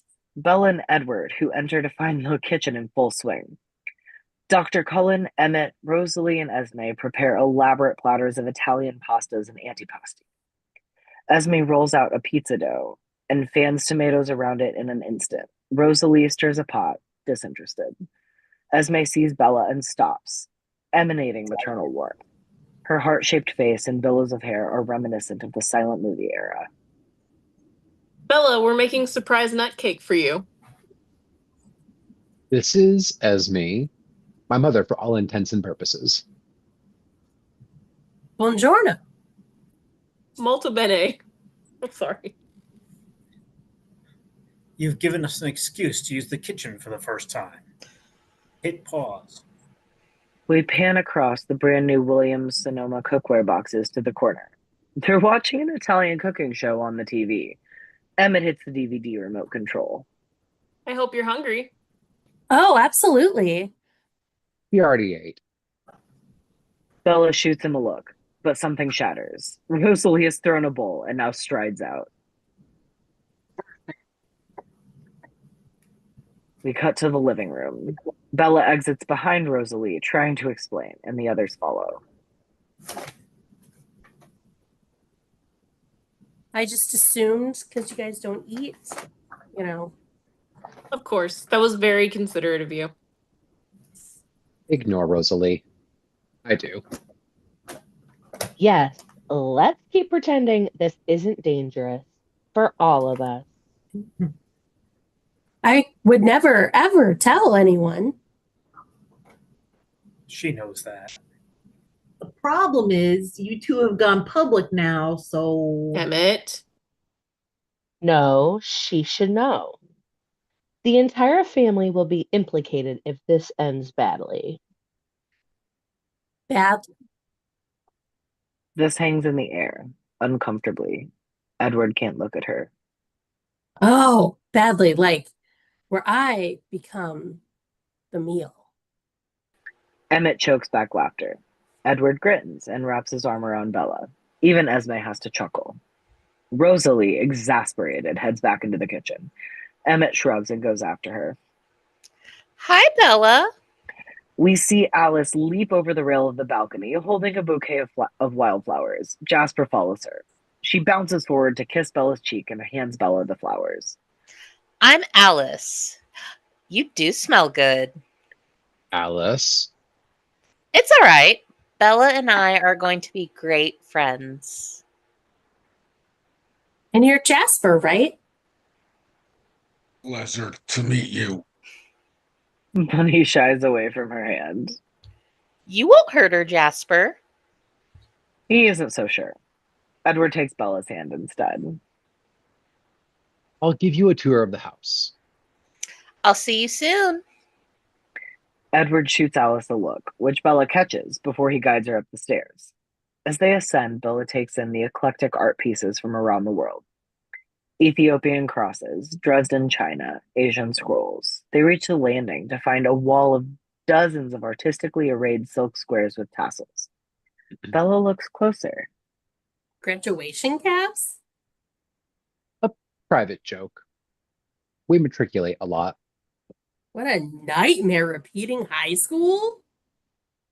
True, but the younger we start out in a new place, the longer we can stay there. She shivers at the thought of it as they continue on. We cut to the inside of Edward's room. And this is my room. Bella enters to find a wall of glass doors open to a deck with the river beyond. The rest is floor-to-ceiling CDs, vinyl, 8-track tapes, with a sophisticated iPod and stereo setup. So you're obsessed with music, but no bed? No sleep, Ever? no nightmares, no drool, no snoring. Sign me up. She considers this as she runs a hand along a wall of CDs, studying the titles. You have any favorites?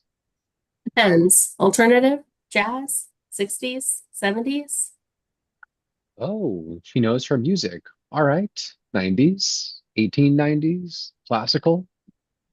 I'd have to say Debussy? He looks at her, surprised, and smiles. My favorite too. Off their connection, he pulls out a CD and puts it on. A solo piano version of Claire de Lune begins to play.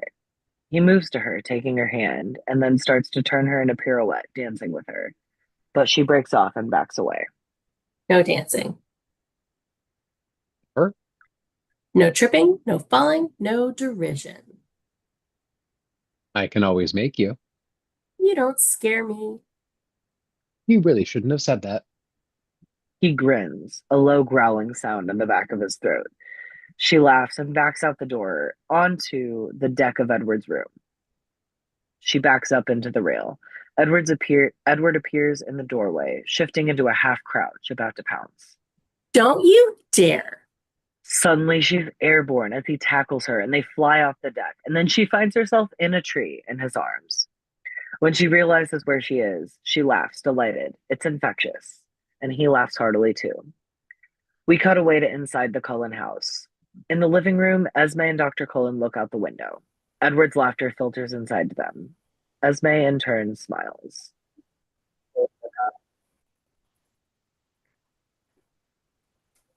She's brought him to life. He's been along too long. But how can it end well? Alice has been wrong before. Not often. Esme turns to Dr. Cullen, gentle but absolutely firm. Carlisle, Bella is what he wants. It will work out somehow, which I'm sure was Esme's line. Dr. Cullen smiles at her with love, then takes her hand as they look back out the window. We cut back to the tree, and Edward looks Bella in the eye. Trust me? In theory. Then close your eyes. She does, warily. He grips her more firmly, then leaps them to another tree like a flying squirrel. Then again to the top of another tree. He easily gets a foothold while holding Bella. Open. She does, to the most astonishing bird's eye view of the valley, river, and the mountains beyond. Camera whirls around them, allowing us a 360-degree view of their surroundings, of Bella's intoxicated face. And then we cut away to the outside of the high school. Jessica pops a volleyball in the air, doing practice serves. Angela takes a picture of her, then points her camera around, looking for another shot. Eric studies some flyers advertising the prom. Monte Carlo? That's our prom theme? Gambling, tuxedos, and Bond. James Bond. Ow. As Jessica headbutts the ball, which hits him in the face. Oh my God. Angela, scanning for a shot, has frozen. Jessica and Eric see Bella and Edward arriving together. All eyes on campus are turning to them, filled with curiosity, jealousy, and envy. Everyone's staring. Not that guy over. Yep, he just looked. Off his rakish but reassuring smile. We close on a German shepherd, moving fast, tracking, including Charlie holding the leash. We cut to the forest. It's a hunting party, several dogs and half a dozen armed men. Guys, we got something. The deputies hurry to Charlie. They gather around a footprint. The dogs start pulling them in a certain direction as the posse takes off at a sprint. We catch an unknown point of view on Charlie from a distance. We watch Charlie and the posse move away and reverse to find James atop a knoll watching them. Laurent stands next to him, and Victoria jogs up. They took the bait. By tomorrow, they'll be halfway to Winnipeg. Victoria lasciviously grabs James' shirt and pulls him to her. I love when men chase me.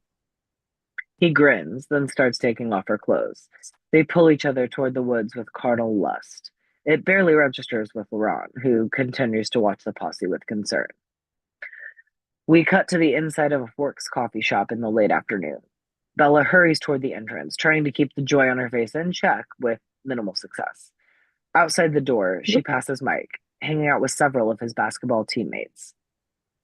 Yo, Arizona. So, you and Colin. She shrugs, non-committal, but can't entirely hide a smile as she hurries inside to Charlie's table and slides in. Sorry, I'm late. Biology project. Cora sets up a top sirloin steak in front of Charlie and a plate of seafood in front of Bella.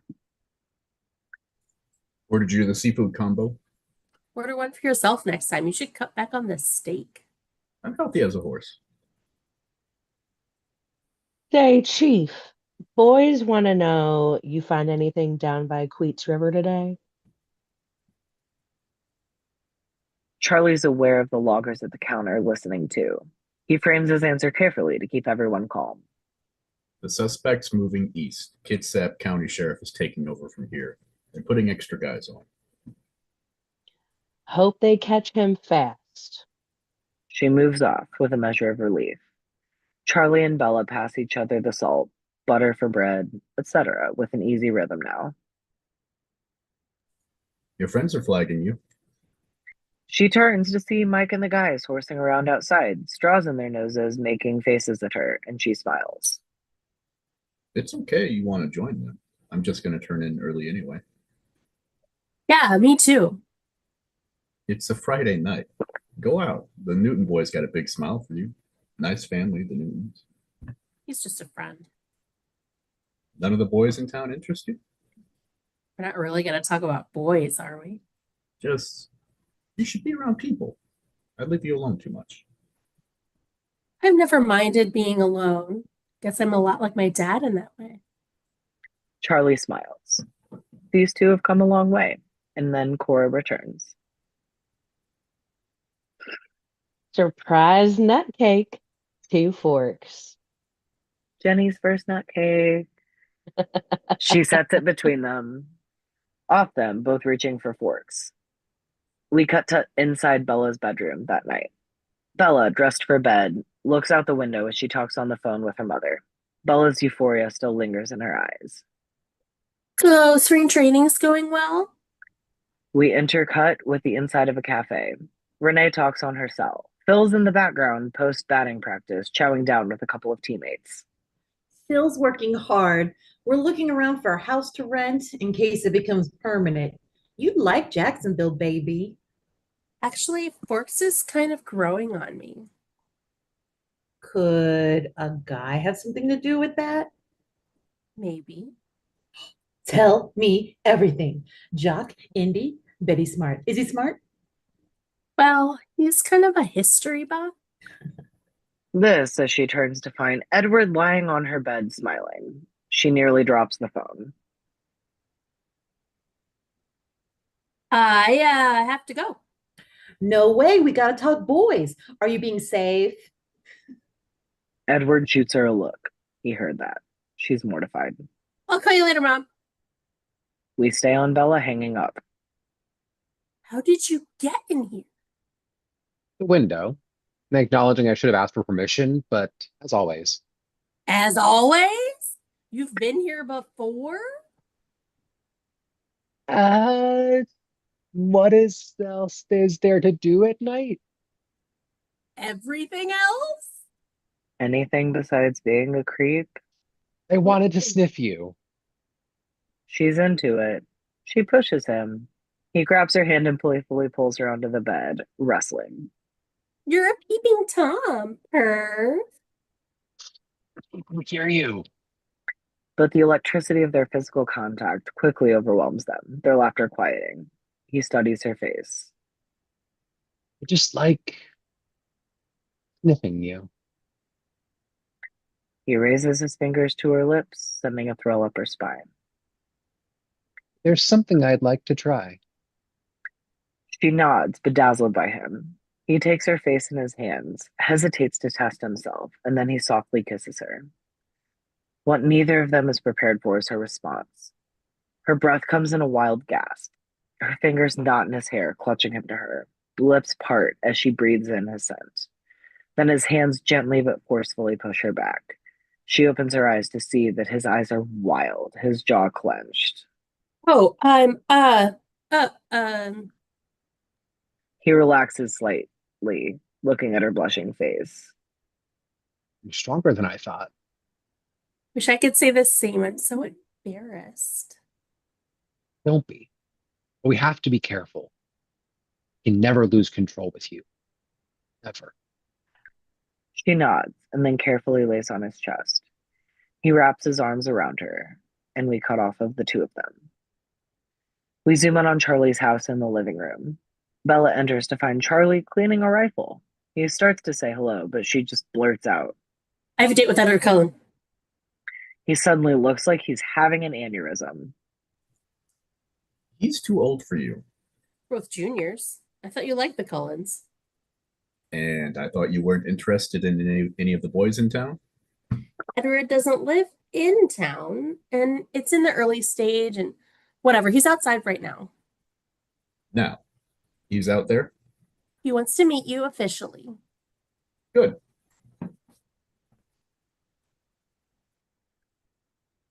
He cocks the rifle in mock seriousness. Be nice, okay? He's important. Charlie gives his daughter a reassuring nod, and then she opens the door to reveal Edward in a parka and gloves.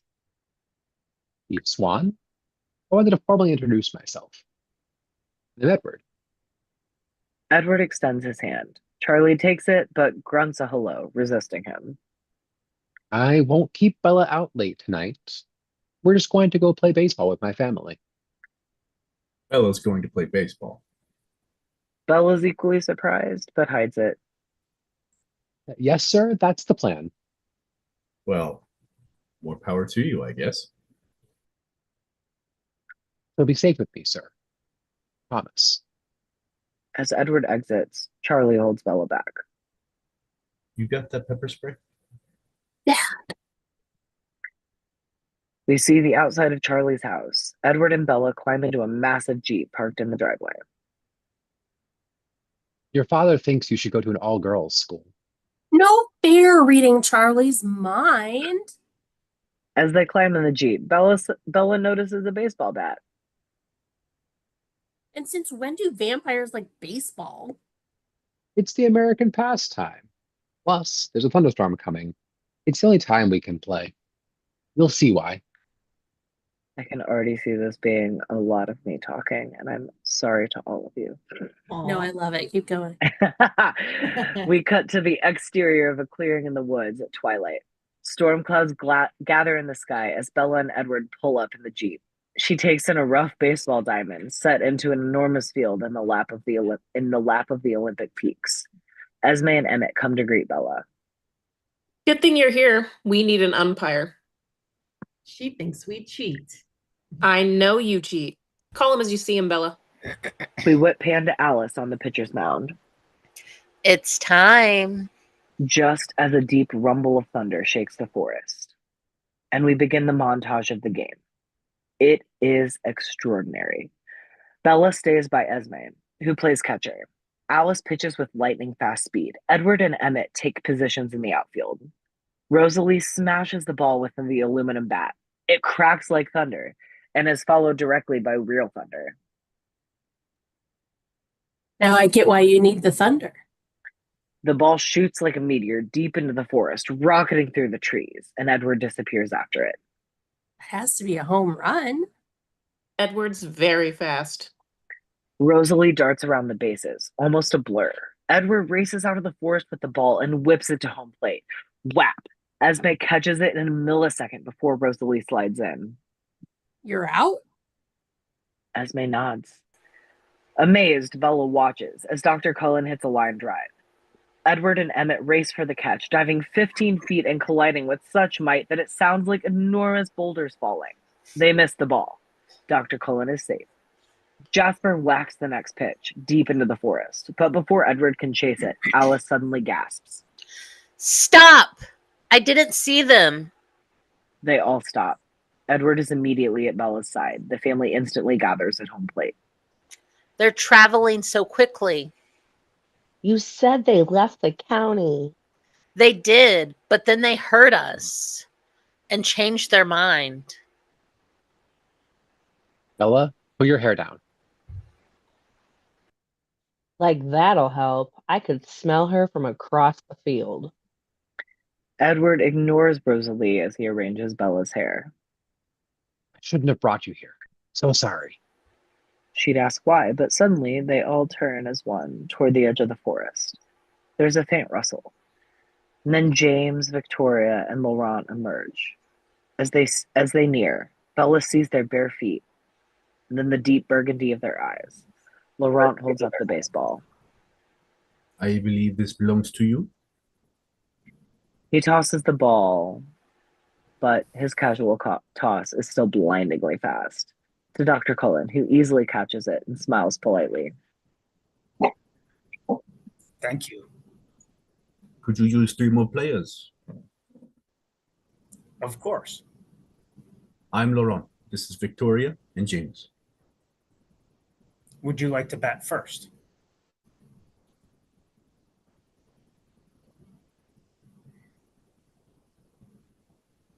Laurent picks up a bat. The Cullens take to the field. Dr. Cullen is a catcher. Edward is on first, with Bella behind him, near the Jeep. Bella sees that Edward's eyes are locked onto James. Laurent is at bat first. I'm afraid your hunting activities have caused something of a mess for us. Our apologies. We didn't realize the territory had been claimed.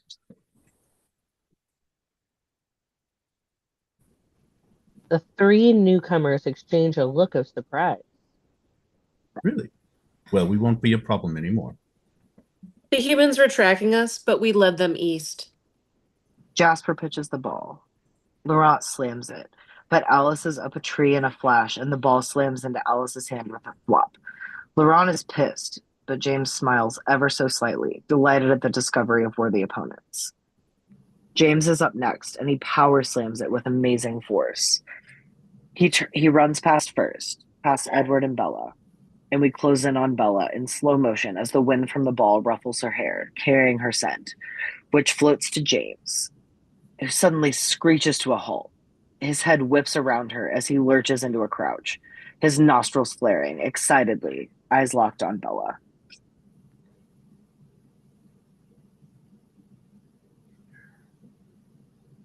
That's what I get for trying to read the chat.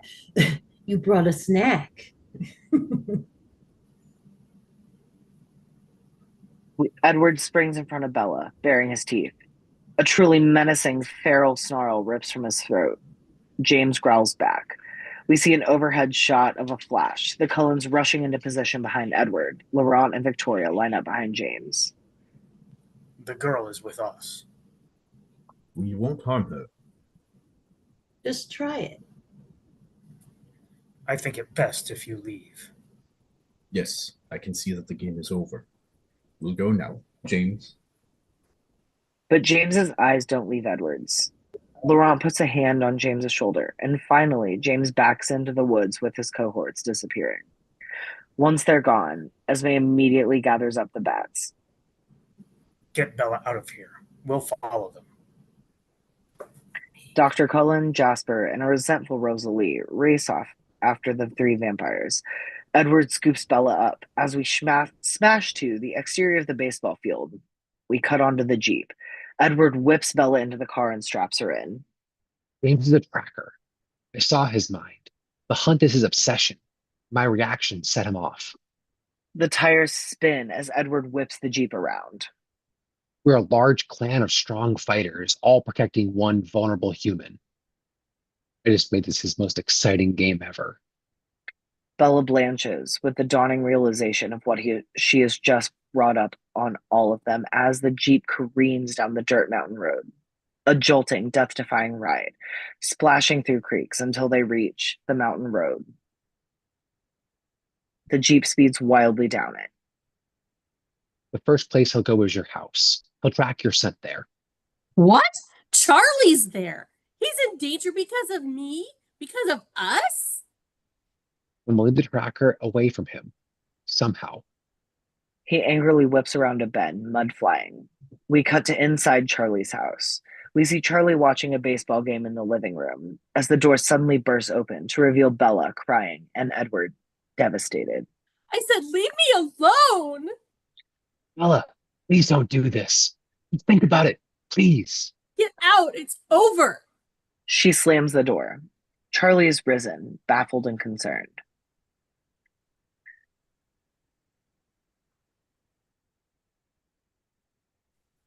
Bella, what happened? I have to get out of this place, out of force. I'm leaving now. Bella runs upstairs, and Charlie hurries after her. We see inside Bella's bedroom. Bella slams the door behind her. We reveal that Edward's already there, pulling things from her drawers and shoving them into a duffel bag. Faster than humanly possible. Bella leans against the door. I can't hurt him. Edward gives her a look. You have to. There's a knock. We intercut Charlie on the other side, and it's agony for both of them. Bells, did he hurt you? No, Dad. Then what? Did he break up with you? I broke up with him. I thought you liked him.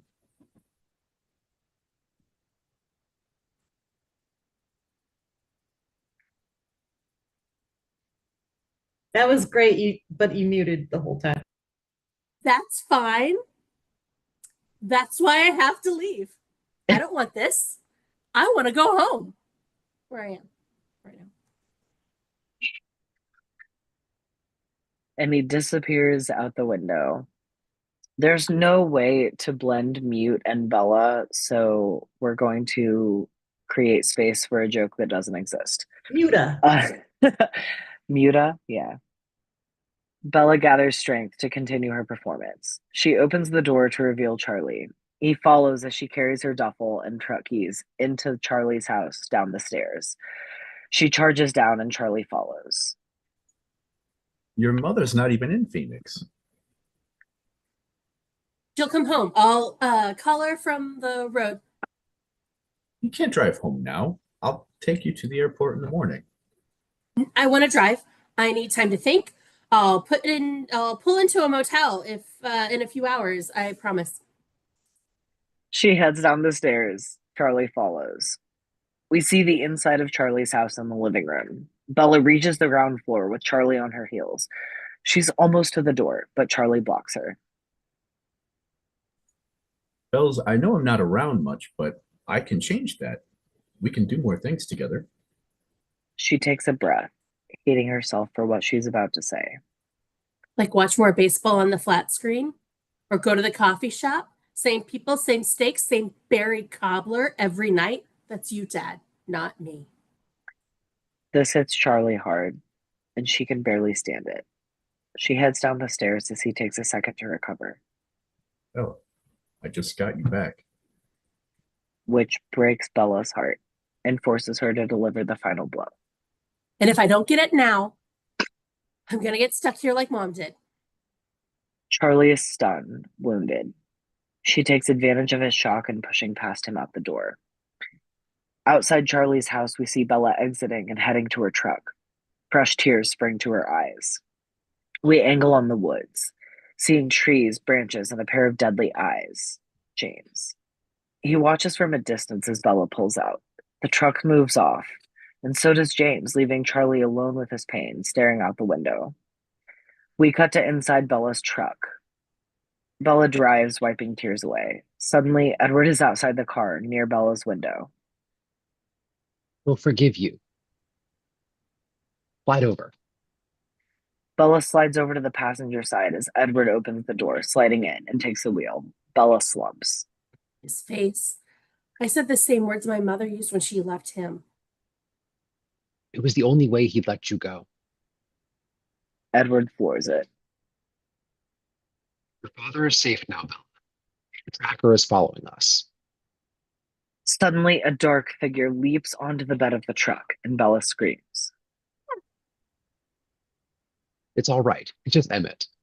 Alice is in the car behind us. She catches her breath. It kills him to see her so frightened. She looks out the window as they drive through town. We see Bella's point of view at the outside of a Forks coffee shop.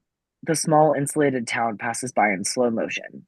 And inside, we see Mike, Jessica, Eric, and Angela laughing, flirting, innocent, and hopeful. We cut to the Cullen house. Edward, Emmett, and Alice rush Bella from the truck to the house, but freeze when the door opens and Laurent exits. They immediately take defensive positions, but Dr. Cullen appears.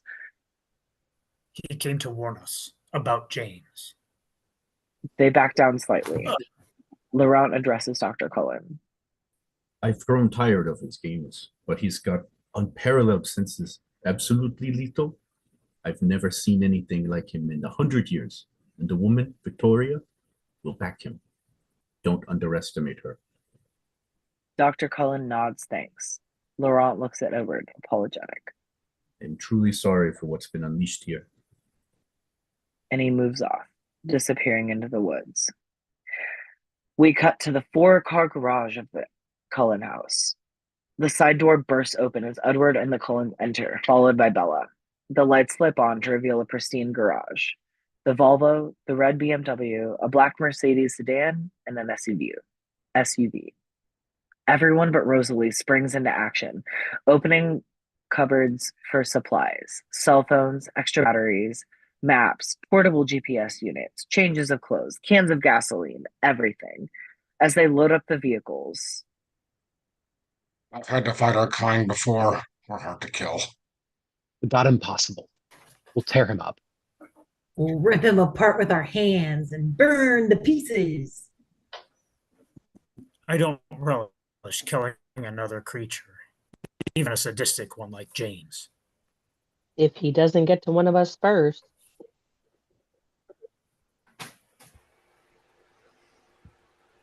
Oh, This is insane. This is insane. What is happening? It says I'm muted, but I'm not unmuted. Am I muted? You're not muted right we now. can hear you. Okay, fuck. This is insane. You can't put yourselves in mute for this? For me? Too late. Edward shoots Rosalie a look, but he grabs 2 sets of keys off a hook, throwing one set lightning fast to Dr. Cullen. I'll run Bella south while you the tracker away. No, Edward. The tracker thinks you won't leave Bella. He'll follow you. I'll go with Bella. Jasper and I will drive her south. I'll keep her safe, Edward. Edward agonizes, frustrated. Alice steps forward. You keep your thoughts to yourself? She nods, an unspoken agreement. Edward finally surrenders his keys to Alice. Then he opens one of Bella's suitcases, pulling out clothes, tossing them. Esme, Rosalie, put these on so the tracker will pick up Bella's scent. Why should I? What is she to me? Just a danger you've inflicted on us. Rosalie, Bella is with Edward. She's a part of this family now. and we protect our family. She glowers, but picks up the clothes. Dr. Cullen hits the door opener, and the massive metal doors roll open. Dr. Cullen squeezes Edward's shoulder before he and Esme climb onto the SUV. As everyone finishes loading up, climbing in cars, and amid this, Edward and Bella take a moment together. If any one of you gets hurt because of me, We won't. There are 5 of us, 2 of them. When it's done, I'll come to get you. Pulls her closer, looking into her eyes. You're my life now. They drink each other in, possibly for the last time, as the SUV peels out, wiping the frame. We cut to a highway in the Pacific Northwest. At dawn, the sun begins to rise on the empty road as a sleek black Mercedes sedan with dark tinted windows blasts through the frame. Inside the Mercedes, we see Jasper driving, with Alice in the passenger seat. Bella's in the back, her eyes red from crying. She talks on her cell phone. Mom, it's me again. You must have let your phone die. Anyway, I'm not in Forks anymore, but I'm okay. I'll explain when you call. She hangs up, then faces back out the window, watching the green, misty Olympic Peninsula speed past. Off Bella's face, we see a series of dissolves throughout the day. We show us this landscape as it changes from dark green forest to stretches of grassy hillsides, to drier, browner surroundings until night falls and headlights flash by us. Finally, we land in the forest. Trees blow past us at a blinding speed as we track Edward, Rosalie, and Emmett, who dart in and out of frame, blasting through the misty woods, Edward, the fastest, in the lead. Edward stops, trying to read his enemy's thoughts. Rosalie tears a tiny swatch of her shirt and leaves it on a flowering maple tree, and they're gone. We cut to another part of the woods. Esme and Dr. Cullen crouch atop a hill, looking down at the river. In the distance below, they see the lake, where Victoria jogs into view. She then looks in their direction. Once Dr. Cullen and Esme are assured she has their scent, they continue over the hill's crest. We see the forest where James blasts past the flowering maple, then stops, backtracks to the tree, finds the tiny swatch of fabric, and starts off again. But stops, smells the fabric again. Something's not right. He runs back in the opposite direction. And we smash to a Scottsdale hotel. On Bella's face, we see her eyes pop open. She's lying atop a bed, fully clothed, and she rises, reorienting. Inside the hotel's living room, the blinds are pulled. Alice and Jasper stare blankly at a TV set. Several plates of food crowd a table. Alice looks up as Bella enters, looking at her cell phone. I wish he'd call. You should eat. But Bella ignores the food. She sits heavily. They could get hurt. It's not worth it. Yes, it is. She's taken aback. It's the first time he's engaged with her. Edward's changed since he found you, and none of us want to look into his eyes for the next 100 years if he loses you. It's worth it. Suddenly, Alice reels. Jasper goes to her and Bella follows. What do you see? The tracker, he just changed course. Jasper quickly sets a pad of paper and pencil in front of her. Where will it take him, Alice? We push in on Alice's face and then pop to James, a disorienting vision of him standing in a room full of mirrors. It's a room full of mirrors. And Alice begins to draw at hyperspeed, closing her eyes, trying to see it clearly. How do the visions work? Edward said they weren't always certain. She sees the course people are on while they're on it. If they change their minds, the visions change. Bella looks over Alice's shoulder to see the drawing. So the course James is on now will lead him to a ballet studio? You've been here? No, I don't know. I used to take ballet lessons as a kid. The school had an arch like that. Was your school here in Phoenix? Yeah, around the corner from my house, but I haven't been there in years. Do you have any reason to go now? No, hell no. I hated that place. Alice and Jasper share a look, trying to figure it out. Suddenly, Bella jumps as her cell phone rings.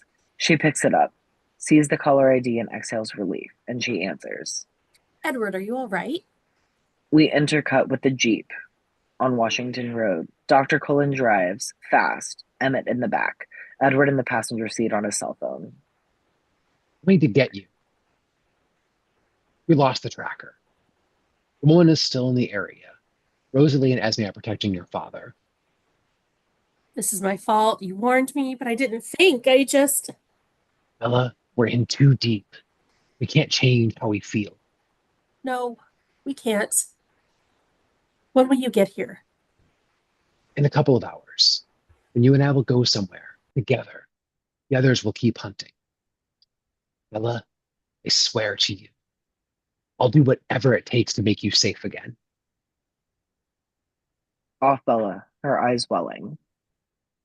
We cut to the outside of a Scottsdale hotel. We see Alice in the lobby settling the bill. Jasper loads up the car out front. Inside the hotel, Bella gathers her things, then her phone rings again. The caller ID reads home, and Bella answers. Mom, I'm so glad you got my. Bella? Bella? Where are you? Calm down, Mom. Everything is fine, okay? I'll explain every. We hear rustling on the line as if Renee dropped the phone. Mom, are you there? Then Bella hears a voice that sends a chill down her spine. Nice house you have here. Not the best on the block, but comfortable. We intercut with the inside of Renee's house in Phoenix. A very close-up on James, his sinister eyes and vicious smile. I was prepared to wait for you, but then Mom came home after she received a very worried call from your dad. It all worked out quite well. Bella's eyes are wild with fear. I must say, Forks High School doesn't protect its students' privacy very well. It was just too easy for Victoria to find your previous address. Bella? Bella? Leave my mother out of this. You're very protective of her. That's nice. You can still save her, but you'll need to get away from your friends. Can you do that? I don't think so. If your mother's life depends on it? Bella is terrified, but there's no choice here. Where should I meet you? James grins as he fingers a photo of Bella that's attached to the refrigerator with a magnet. It's the same photo Charlie has of her, age 7, in a tutu, sitting on the floor. The old ballet studio around the corner. And I'll know if you bring anyone along. Poor Mommy would pay the price for that mistake. She smells like you. Delicious. We hold on Bella as she hangs up, panicked. She starts flinging open drawers, searching for a weapon, a pen, a sewing kit, anything. Useless. Then she remembers her purse. She dumps out the contents and finds the pepper spray Charlie gave her. She clings to it as her only protection now. We cut to the Scottsdale Hotel at Twilight. Bella walks through the lobby, scanning for Jasper and Alice.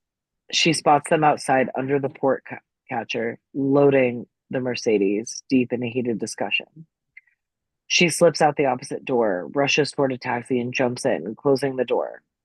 The driver is an elderly woman with a hacking cough. Ethan Palo Verde, please. The taxi pulls out. Bella watches the hotel disappear. Off her face in the rear window. I've never given much thought to how I would die. And we cut back to the Scottsdale Hotel from Bella's point of view. Once again, we see the polished walls, the manicured cactus gardens, all empty for the night. But dying in the place of someone I love seems like a good way to go. And we see the outside of Mimi's school of dance. Bella climbs out of the taxi. It pulls away, leaving her on the curb facing the deserted building. Bella twirls her mother's ring around her finger, then reaches for the pepper spray. I can't bring myself to regret the decisions that brought me face to face with death. They also brought me to Edward. She slips the pepper spray into her jeans pocket. She wraps her purse strap around her wrist, takes a breath, and approaches the school. Peers in the windows. The blinds are drawn. But from inside, we hear a faint sound. Oh, Bella? Bella? It's time. Bella goes to the front door, and it's unlocked. We see the inside of the dance studio. Bella cautiously enters this grand empty room of mirrors. A ballet bar wraps around the walls. Bella, where are you? Bella whirls, trying to find the source. She follows the sound to a cleaning supply closet and throws open the door to find a TV with on screen with a video playing of Bella, age 7, hiding in the very closet the TV is in now. Little Bella looks up at us. Don't you want to dance, baby? Little Bella shakes her head stubbornly. The frame jiggles as Renee hands someone the camera. Renee, 10 years younger, appears on screen and kneels next to Bella. Everyone makes fun of me. But you're a wonderful dancer. Mom, I suck. Laughter behind Bella. She spins, trying to locate James in the mirrors. That's my favorite part. Stubborn child, weren't you? Bella's face flushes with rage and relief. She's not here. Sorry, but you really made it too easy. Visible in the mirror, he sighs, disappointed. Then he steps up next to her and points a video camera at Bella. So to make things more entertaining, I'm going to make a little film of our time together because I'm a fucking creep. Borrowed this from your house. Hope you don't mind. And action. Bella flings her purse at him and runs for the door. Excellent. An escape attempt. Suddenly, he's right behind her and she freezes. It'll break Edward's little heart. He smells her hair and touches her throat. Edward has nothing to do with this. He will. His rage will make him for more interesting sport than this feeble attempt to protect you. He's having too much fun to notice. The pepper spray is in her hand. She spins around and sprays him. Then she runs as James reels back briefly, but he leaps over her and lands right in front of her. Amused, he flings her across the floor like a bowling ball. She smashes hard into a mirrored column. James captures it on film. Beautiful. Very visually dynamic. I chose my stage well. He advances toward her. Still stubborn, aren't you? Is that what makes you special? Because frankly, I don't see it.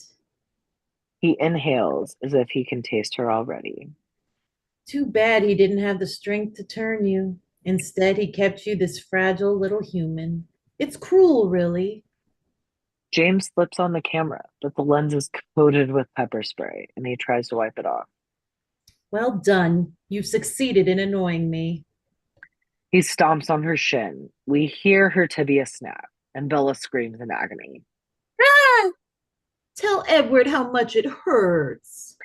Abruptly, the camera is in her face. Tell him to avenge you. No, Edward, don't. James inhales as her blood pools. He leans in, hungry. Bella, half conscious, watches him turn the camera on his own face, and we see the video camera's point of view, a close-up on James' face. Cut. The end. Suddenly, James is knocked out of frame. He rises to find himself face to face with Edward. James charges Edward, forcing him up against a column. You're alone because you're faster than the others, but not stronger. James smashes Edward's face into the mirror until it cracks. I'm strong enough to kill you. Edward flings James backwards, smashing through a freestanding mirror into the doorway. He scoops Bella up and leaps toward the balcony exit door, when suddenly he and Bella are jerked downward. James yanks Edward violently onto the floor, knocking Bella out of his arms, as James flings Edward up under the top window, embedding him into the casement of bricks. James crouches beside Bella, grabbing her hand and looking directly at Edward with a sinister grin. He sinks his teeth into Bella's hand, and she screams in agony. Edward's rage erupts. He climbs out of the window casement and suicide dive bombs James, savagely plowing him through the floorboards. We cut to Bella as the venom travels through her veins. We see Bella's point of view as the dark figures twist and fight in and out of focus. Her eyes suddenly pop open to see the explosive, raw reality of James kicking Edward, delivering death blows, when suddenly Edward's hand shoots up and grabs James' ankle. Edward roars up to his feet and swings James around like a baseball bat, smashing him into mirror after mirror. James is battered and beaten. Bella moans, and the sound of her pain slices through Edward. In an animalistic fury, Edward bites off a piece of James's flesh. We pan from Bella's horrified face to Dr. Cullen, now standing beside Edward, placing a hand on his son's shoulder. Edward turns to see his father, and Emmett, Jasper, and Alice dropping down from the balcony. Edward's expression changes. He realizes he's gone too far. He backs off as his siblings crouch into attack mode and lunge at James like a pack of animals. Dr. Cullen rushes to the injured Bella, who screams again in pain. Edward dashes toward her. We see Bella's point of view on the three Cullen siblings, going in and out of focus. It almost looks like a tribal dance as they rip out the floorboards and build a fire. It's like a funeral pyre as they rip James apart, throwing limbs into the flames. And we're back on Bella. As Edward reaches her side, Dr. Cullen works fast to assess her wounds, focusing on a massive bleed from her leg. But clearly, her hand hurts the most. She writhes in pain. We intercut Bella's disoriented point of view with the chaotic reality as Dr. Cullen applies pressure to the gash on her thigh. Her femoral artery's been severed. She's losing too much blood. It's on fire. My hand. Venom. You have to make a choice.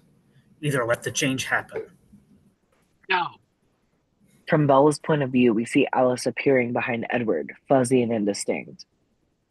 It's going to happen. I've seen it. It doesn't have to be that way. Alice, find me a tourniquet, a rag, a shirt. Alice holds her nose and avoids the blood as she rips the sleeve off her blouse and kneels to aid Dr. Cullen. It's burning. What's the other choice? You said. Tighter, above the knee. Carlisle. You can try to suck the venom out. I won't be able to stop. Find the will to stop, but choose.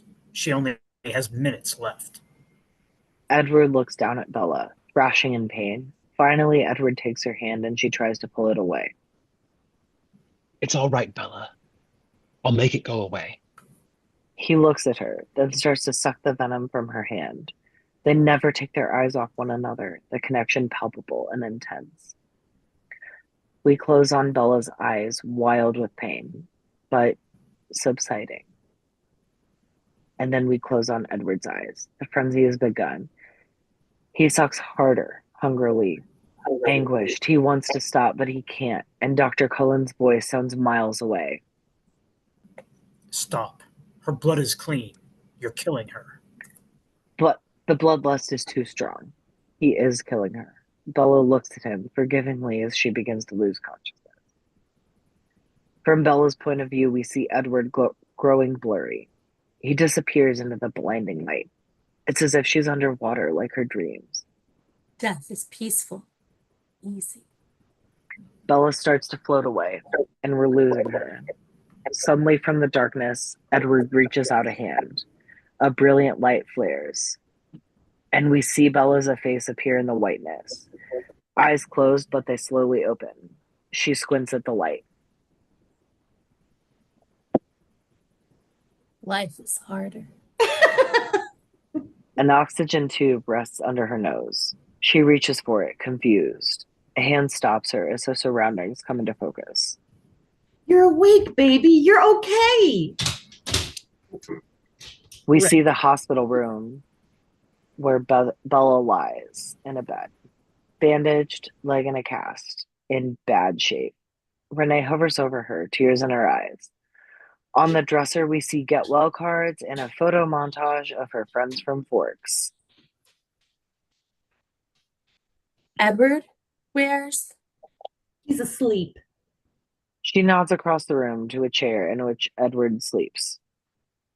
He never leaves. And your dad's down in the cafeteria. What happened? Baby, you fell down 2 flights of stairs and through a window. Bella is drawing a blank, confused.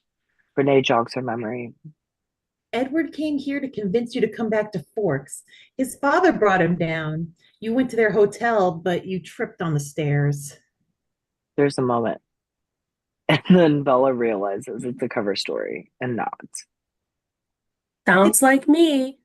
Whoops. Renee's cell phone beeps. She opens it, reads a text, and starts typing in a reply. It's Phil. He's worried about you. Mom, you're texting. I told him to stay in Florida. The sun signed him. That's great, Mom. Jacksonville is always sunny, and you'll have your own bathroom. Mom, wait. I want to live in Forks. I have Dad and friends. And he's there. Bella shrugs, conceding the truth. Charlie doesn't like him, blames him for you leaving. What do you think? I think that boy's in love with you. Bella smiles, Renee grins, and Bella glances at Edward. Mom, would you mind getting Dad? I want to talk to him. Apologize. I'm sure he doesn't care about that baby, but I'll go get him. Renee kisses Bella's forehead and exits. Bella watches her go. The door shuts behind her, and Bella turns back to find Edward standing next to her with deep concern. Her eyes well. He kisses her forehead soothingly. Is James? Did you? We took care of him. And the woman, Victoria, she ran off. She closes her eyes with relief, then looks at him. I'm alive because of you. You're in here because of me. Her wounds cause him pain, and he strokes her face. The worst of it was thinking I couldn't stop. But you did. Bella, you should go to Jacksonville, where I can't hurt you anymore. What? No, I want to be with you. I don't want. Shh, shh, shh. It's all right. I'm not going anywhere. I'm right here. He wraps an arm around her as she curls up in his arms, and we dissolve to the outside of Forks, Washington in the late afternoon. An aerial sweep over the lush green forests. We're back in the misty, damp beauty of the Pacific Northwest. We see the outside of Charlie's house in the beautiful late afternoon. At a picnic table, Charlie cleans a fish with a big knife. Edward waits awkwardly near his Volvo, dressed in an elegant suit.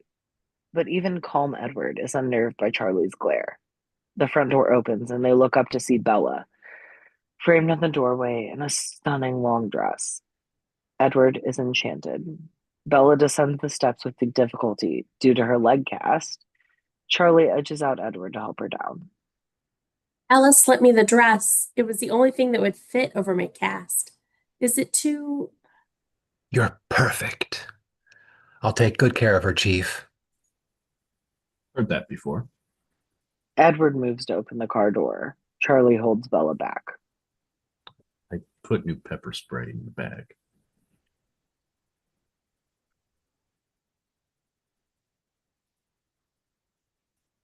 Bella says, I said, Dad. And you look beautiful. The father and daughter share a smile. We cut to the mansion, the Viewpoint Inn. Edward's Volvo pulls up to this lovely inn. He helps Bella out of the car and begins to guide her through the dining room. Mr. Molina and other teachers are there. We may notice the back of a redhead mingling with the chaperones. I can't believe you're making me do this and that you can't hear Victoria's thoughts. He just grins. Edward guides her around a corner to the mansion's backyard at the prom, Monte Carlo style. There's gaming tables and roulette wheels. Guys in tuxes and girls in gowns gamble for prizes, dance and socializing. You really are trying to kill me.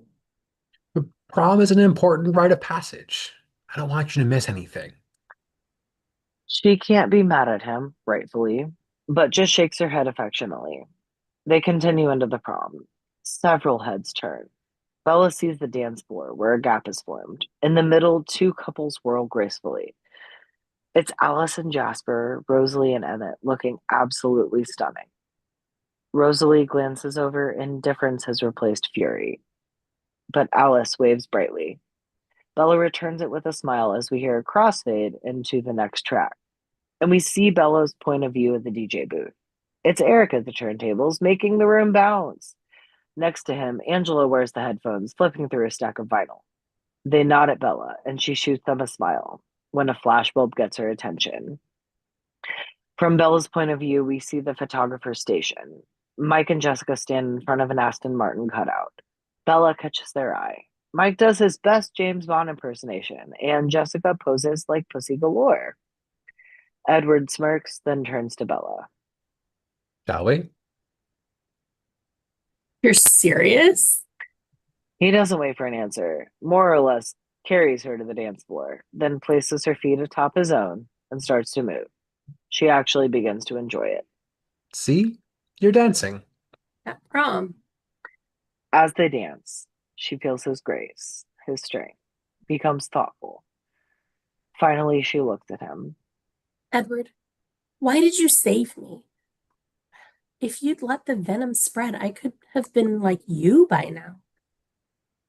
You don't know what you're saying. You don't want this. I want you. Always. I won't end your life for you. He keeps dancing, slowly, hoping this was the last word. I'm dying anyway. Every minute I get closer and closer, older. That's how it's supposed to happen. Not the way Alice saw it. I heard her. She saw me like you. Her visions change, Bella. Based on what someone decides, and I've decided. He looks at her, angry. Is that what you dream about? Becoming a monster? I dream about being with you forever. You really want this? Yes. He lowers his lips to her neck. One bite is all it would take. You're ready right now? Yes. His lips hover over her skin, a long beat. Then he presses his lips to her throat. Not a bite, a kiss. He looks at her. You're going to have a long and happy life with me. Isn't that enough? She looks at him and finally smiles. For now. They whirl around, gliding on his grace, never looking away from one another as we crane up on them in each other's arms. No one will surrender tonight, but I won't give in. I know what I want. We continue up in black on the dance floor. We realize someone is watching it, looking down from the window of a second-floor hotel room in the inn. The music is wafting up in the echoes. And we pull back to reveal Victoria turning from the window. She is stylishly dressed now, but seething, a low, sinister snarl in the back of her throat. We push in fast on her face and into her burgundy eyes, filled with vengeance as we fade to black. Yay! Oh, what a good time. Thanks, y'all. Like, Come on, really Danny, enjoyed the it. MVP. That was a lot of That was words. a fun one. A lot of I words. didn't expect it That's what she said. until I actually thought about the movie and I was like, oh, this is a lot of descriptors. There's a lot of Yeah. scenery. Yeah, Yep. which is fun. Yeah, no, you did fantastic. Everybody was Yeah, awesome. great job, Danny. Yeah. Yes. Thank you. That was That was a amazing. lot of That was my reading. favorite one. Yeah. This is really fun. Ooh. Yeah. I love when we get on a favorite for everyone. I know. Yeah. Right? It's just I- nice. I already want to do all the other New ones. moon. Yeah, I honestly, I was I like, was like, you're just while I was going keep through going. the narration, I was like, I don't feel like this is I don't feel like this is complete until we've done at least one more. Yeah. Yes. The thing is, if we I did will save all the of body them, glitter. right, by the time that we got to Breaking Dawn 2, like, it would just be Danny being like, and then this happened, and then this happened, and this happened, and this Yeah. happened, and this happened. You know? Listen, like, I did Halloween, That's true. and Halloween was Halloween was crazy. very little dialogue. so, yeah, it was just Everyone's sitting around waiting for death. Yeah, I, and me I feel just like talking. next year for April Fools, we need to do a script read of a silent movie, and it's just Danny, and we're all Oh sitting. my God, that's we're just like, and just Danny's like, No no. one, Yeah. if everyone's aware of the constant flow of wine, if I'm doing that, then we're fine. I don't think I don't hear the whining. No, I No, mean the like drinking. drinking. Oh, Yeah, that's fine. I rightfully thought you so. meant like dog whining, which I don't hear. I think the headphones helps it a lot, but there were several points. Gaston, stop looking at me like that. You are not part of it. Raz literally positioned herself and started whining for like 3 minutes and then started barking for like Oh. 5. And the door was open. She could have left at any point. Right, but she But wanted she you to leave decided, with you. no, she wanted to stay here and yell at me. Oh. She was I like, love listen, you're doing something other than what I want, and you need to stop it. Yeah. It literally happens all the time. Like, I will have an entirely normal day where all of the dogs are just going about their business. And then I have one meeting where I have to talk to any people that are not just like random people, like official people. Nice. And I will set everything up for my Zoom meeting. And then as soon as I click join, Raz starts barking at me with no understanding of what's happening. What a goof. Love it. She's a Well, diva. we hope you enjoyed this. Maybe this will become a yearly thing or something, and every year we'll Oh just yeah, do next year I one. feel like we need to revisit the next Twilight. Yeah, something like that. We'll figure Yes. it out. So here's a fun fact. The entirety of Twilight, from the minute that she moves into Forks until like the end, is supposed to be like a year and a half or something. I know, it's kind of It's wild. banana cuckoo. Yeah, because Wait, like she moves the almost timeline the of the end of movie? her junior year, Right. and then she gets married. That next year, that As next she graduates high Yeah, school. yeah. yeah, Like as a and senior, has a Gets married the technically. next summer. Right. And has a and has baby. a baby in like 3 weeks. Right. Right. Wild. What a I'm great gonna tell Thanks, you Stephanie. in advance, any further Twilight movies that we do, it'll be very hard for me to like tamp down some of my commentary because No, I I like find it. a lot of it so comical. It's No, so, oh, that's the greatest part. perfection. Is it's But ridiculous. literally, Like Yes. you're like telling me you hear everyone's thoughts except for Bella's and Victoria's. Right. You've but heard it's the thoughts also before, in we theory. literally cast like 2 of the most emotional, like charactery people to be the most stoic, anti-emotional characters. Love it. And I literally like my partner Annie is obsessed with Twilight. As in, I understood why she calls her daughter Bella Bells so often Aw. after reading the script. Uh-huh. Like that hard. You're But ready. I don't think she's part of the Facebook group, but if you send me an invitation, I will forward it because she might love it. I'll send you a link. I don't know if it's like an invitation Yes, type of thing. that's It's it. public. It would be the Anyone can see same. it. So like if you see that I've liked something, just know that there were probably 20 other unhinged things that I didn't like that I enjoyed because I don't want people to see that I liked it. Yeah. Yeah, no, but like my partner legitimately named one of her children Bella after Bella. Literal And children, human children. literal human child. Glorious. And It's better than naming a this child is now 15 and understands that Twilight is as cringy as it's now recognized to be. And she's like, Mom, what the fuck? Whatever. You could have been Hermione, girl. And Be glad. yeah, exactly. You know, beautiful. Yes, Yeah. we should do outros. Yeah. Yeah. So Unfortunately, Jenny had to leave, but I wanted to congratulate her on completing her first script read as well as Yes. Mark. Yay! Hopefully, this is the first of many. Hopefully, we've hooked you in and you'll come back. Yeah, I like it. It was fun. I hope I did okay. Yeah, Yeah, no, you you did were great. great. Yeah. Oh my Did God, you were great. so good. Yeah. Awesome. That's cool. So yeah, so obviously we want to thank Jenny. We want to thank Mark. We want to thank Steven doing all the Mike, as goofy as Mike is. I loved it. Mike's Great such a guys. goof. I know, Yeah, you right? did. Well, I don't think there are any gay ones in this movie, or Well, series. Mormons. It's Mormons. Yeah, because No Mormons. Mormon. It's Mormons. Want to thank Raya. It was kind of fun seeing you guys as a couple. Yeah. That was fun. That is a dream of mine. Yep. She's written a Are you story for underwater that. during the stream? Yeah. Getting folded. I want to thank Nick and his kitten. Loved it. I loved you as Eric, actually.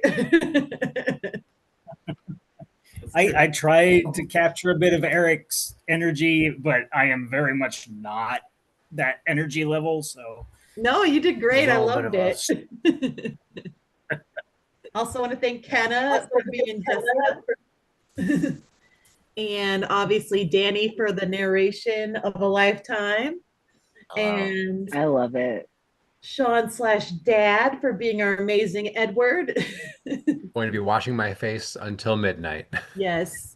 Literally. It's gonna Wait, be what great. time is it where Just you put are? Elmer's 'Cause glue on your face and let it dry, and then peel it. Yep. I've got an hour to clean this Okay, thing. I was gonna say, I know your timeline is It's 11 different o'clock. than all of us in the Midwest, but at the same time, you saying it to me at 10 p.m., I believe that you would be washing your face till midnight. Yeah. So if you're washing your face till 1 a.m., please let us know. Well, I'll just be glittery, and that's okay. And obviously I want to thank Kelsey for playing Bella. Awesome. Yes. Oh, So it's much more great. emotion. I loved it. She brought character to a role that was not in a bad way, but artistically lacking character. If you read the book, she's very cerebral. She's very caught in her head. And she's a teenager. Like when we were all teenagers, we weren't all, there's always those people who are more introverted. Obviously, I was not one of them. I love it. All right. And if you liked what you saw, please donate to mthg.org and yes, help promote the Quileute people. And hopefully we'll be back for Halloween. I'll have to figure out what we're doing. But hope y'all enjoyed and have a great night. Thank you. Thank you. Bye, everyone. Thank you. Bye. Good night.